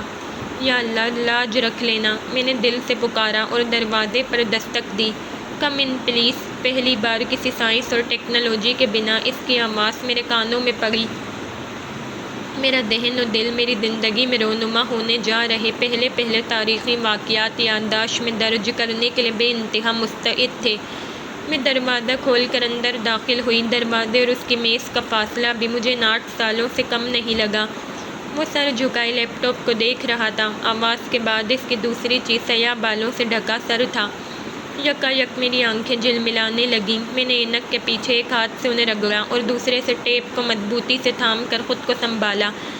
2-3 گہری سانسیں لے کر میں نے وہ 8 سالوں کا فاصلہ عبور کیا۔ ابھی میز سے ذرا دور تھی کہ اس نے سر اٹھایا۔ ایک نظر کے بعد میں نے فوراً آنکھیں فرش پر ٹکا دیں۔ اگر دیکھتی رہتی تو یہ بدبخت سارے راز افشاں کر دیتی۔ Hello sir. میز کے پاس پہنچ کر میں نے سر جھکا کر کہا۔ مجھے خود پر بھروسہ نہیں تھا۔ اگر میں نے ہیلو عتیب حیدر کہا تو میری آواز اور کیا کچھ کہہ جائے گی۔ ہاتھ بڑھا کر اس کا ہاتھ تھامنے کا رسک میں نے نہیں لیا تھا۔ میں نے ٹیپ کو اس قدر سختی سے پکڑ رکھا تھا کہ ڈر لگا کہیں چٹک ہی نہ جائے۔ میں پوری کوشش کر رہی تھی کہ عیاں نہ ہوں۔ میں شاہین سعید دواد کے ساتھ بطور ایڈیٹر اور ٹرانسلیٹر کام کرتی ہوں۔ آپ اینڈنگ گڈ بائی کے سلسلے میں ملنا چاہتی تھی۔ مجھے پوری امید ہے آپ موقع دیں تو ہمارا کولیبریشن بہت کامیاب ہوگا۔ میں نے لہجہ اور انداز بالکل روایتی اور پروفیشنل رکھا۔ آپ سے مل کر خوشی ہوئی۔ ادھر سے بھی انگریزی میں پروفیشنل لیکن سنجیدہ جواب ملا، اور میں اپنے فارمل انداز پر شرمندہ ہو گئی۔ کرسی پر بیٹھتے ہوئے میں خود سے ذرا سی ناراض تھی۔ مجھے رادھیکا نے بتایا آپ اس ناول کا ترجمہ نہیں کروانا چاہتے۔ اس کی کوئی خاص وجہ؟ میں نے مصروف سے انداز میں بیگ گود میں اور ٹیب میز پر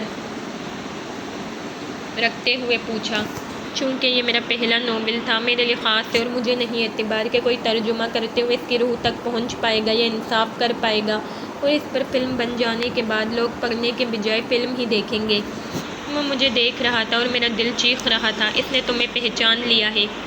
دوسرا اعتراض تو ہونا نہیں چاہیے، میں نے دل کی دہائیاں نظر انداز کرتے ہوئے کہا۔ دنیا میں کتنے ہی ناولز ہیں جن پر فلمیں اور سیریز بن چکی ہیں، لیکن ان کے نئے ایڈیشن سب بھی شائع ہوتے ہیں۔ رہی پہلی بات تو یہ تحفظات تو ہر تخلیق کار کو ہوتے ہیں۔ میں اپنی نروسنیس چھپانے کو مسکرائی اور ٹیب آن کیا۔ کچھ اقتباسات کا ترجمہ آپ کو ای میل کر رہی ہوں، آپ دیکھ لیں پھر رائے دیں۔ میں انگلیوں کی لرزش چھپا کر سنجیدہ چہرہ بنا کر خود کو ٹیب میں مصروف ظاہر کرنے لگی۔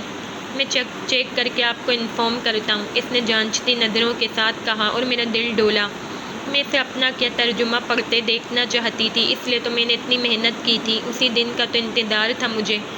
یہ بہت خوبصورت ناول ہے، مجھے یقین ہے اردو داں طبقے میں سے بہت پذیرائی ملے گی، اور امید ہے آپ کو میرا ترجمہ انصاف کرتا محسوس ہوگا۔ میں نے اسے قائل کرنے کی کوشش کی۔ آئی ہوپ ہم جلد ترجمے پر کام شروع کریں گے۔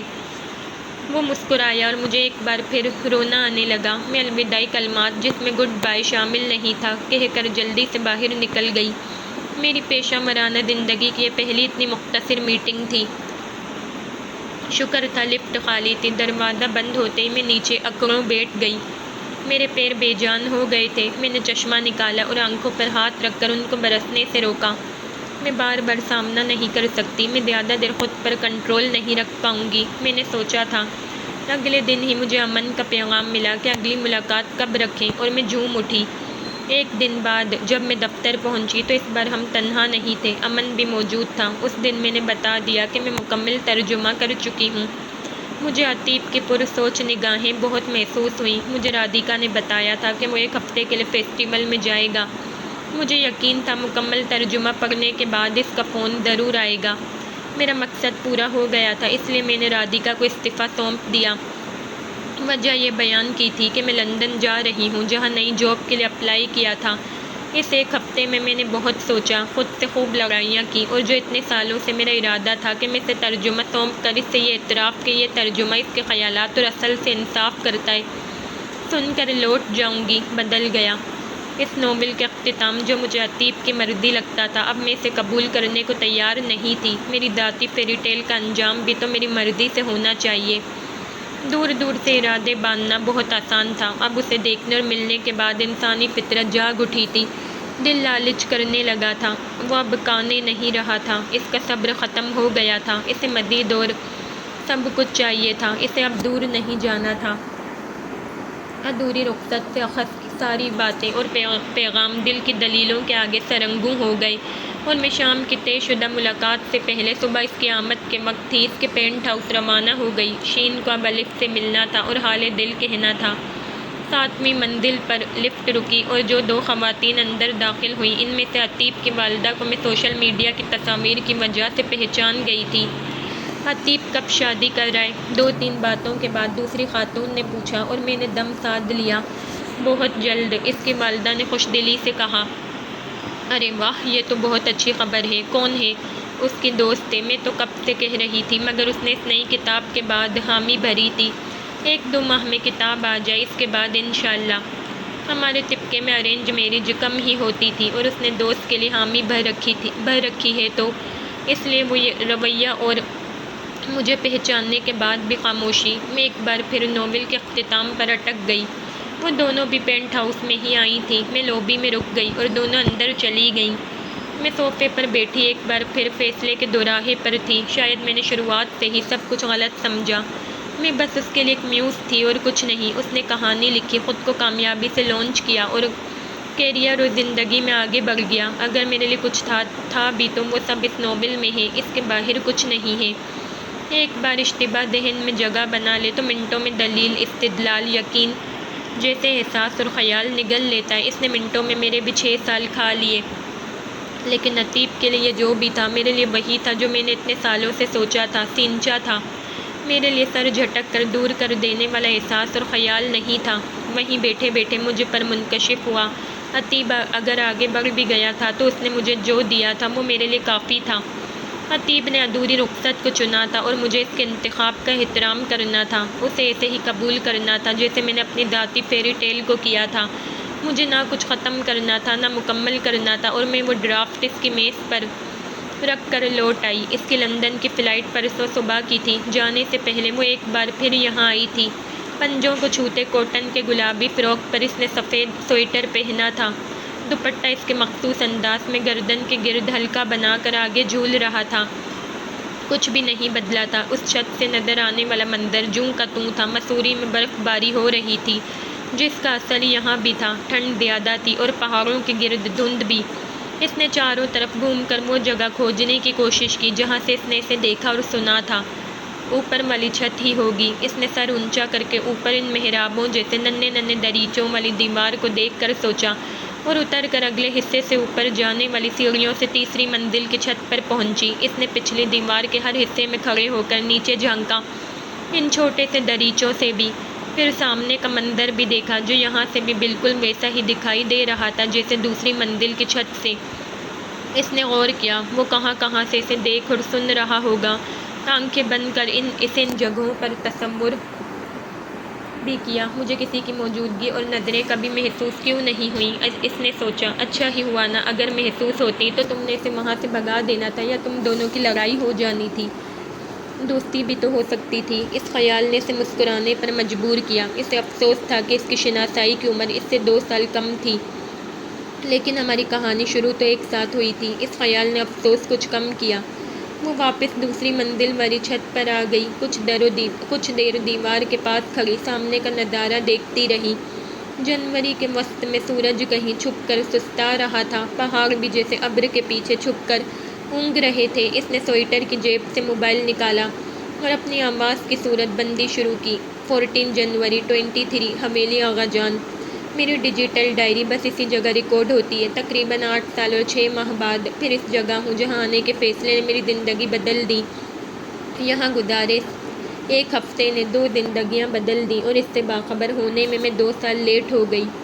یہاں میری اونگی بونگی باتوں کو کسی نے اتنی سنجیدگی اور توجہ سے سنا تھا کہ مجھے رہتی دنیا تک کے لیے کتاب اور ریل میں قید کر دیا۔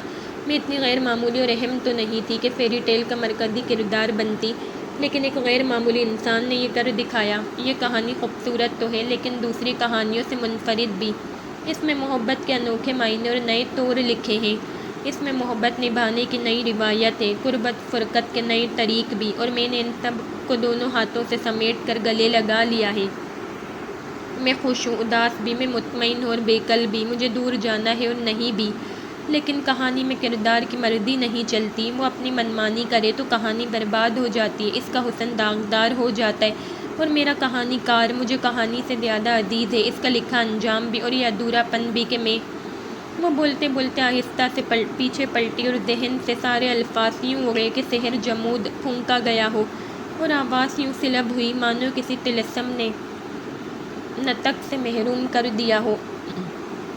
سامنے دیوار سے لگ کر اس کا کہانی کار کھڑا تھا، ایک پیر زمین پر، دوسرا پیچھے دیوار سے ٹکا تھا، سینے پر ہاتھ باندھے۔ فیری ٹیل کا یہ راجکمار پکا مومبیا تھا کہ 10 ڈگری سیلسیس میں وہ کپڑوں کی 4-5 تہوں میں یوں ملبوس تھا جیسے حویلی آغا جان میں نہیں، سوئٹزرلینڈ کے برفیلے پہاڑوں میں ہو۔ بلیو جرسی کے گلے سے شرٹ کی سفید کالر جھانک رہی تھی، اس پر لمبا سیاہ ونٹر کوٹ اور گلے میں گرے مفلر تھا۔ پچھلے دنوں کی مصروفیت بڑی شیف سے ظاہر تھی۔ وہ اس پر نگاہیں جمائے آگے بڑھا۔ شاہین کا ہاتھ اسی مدعا میں ٹھہرا تھا جیسے وہ پلٹی تھی۔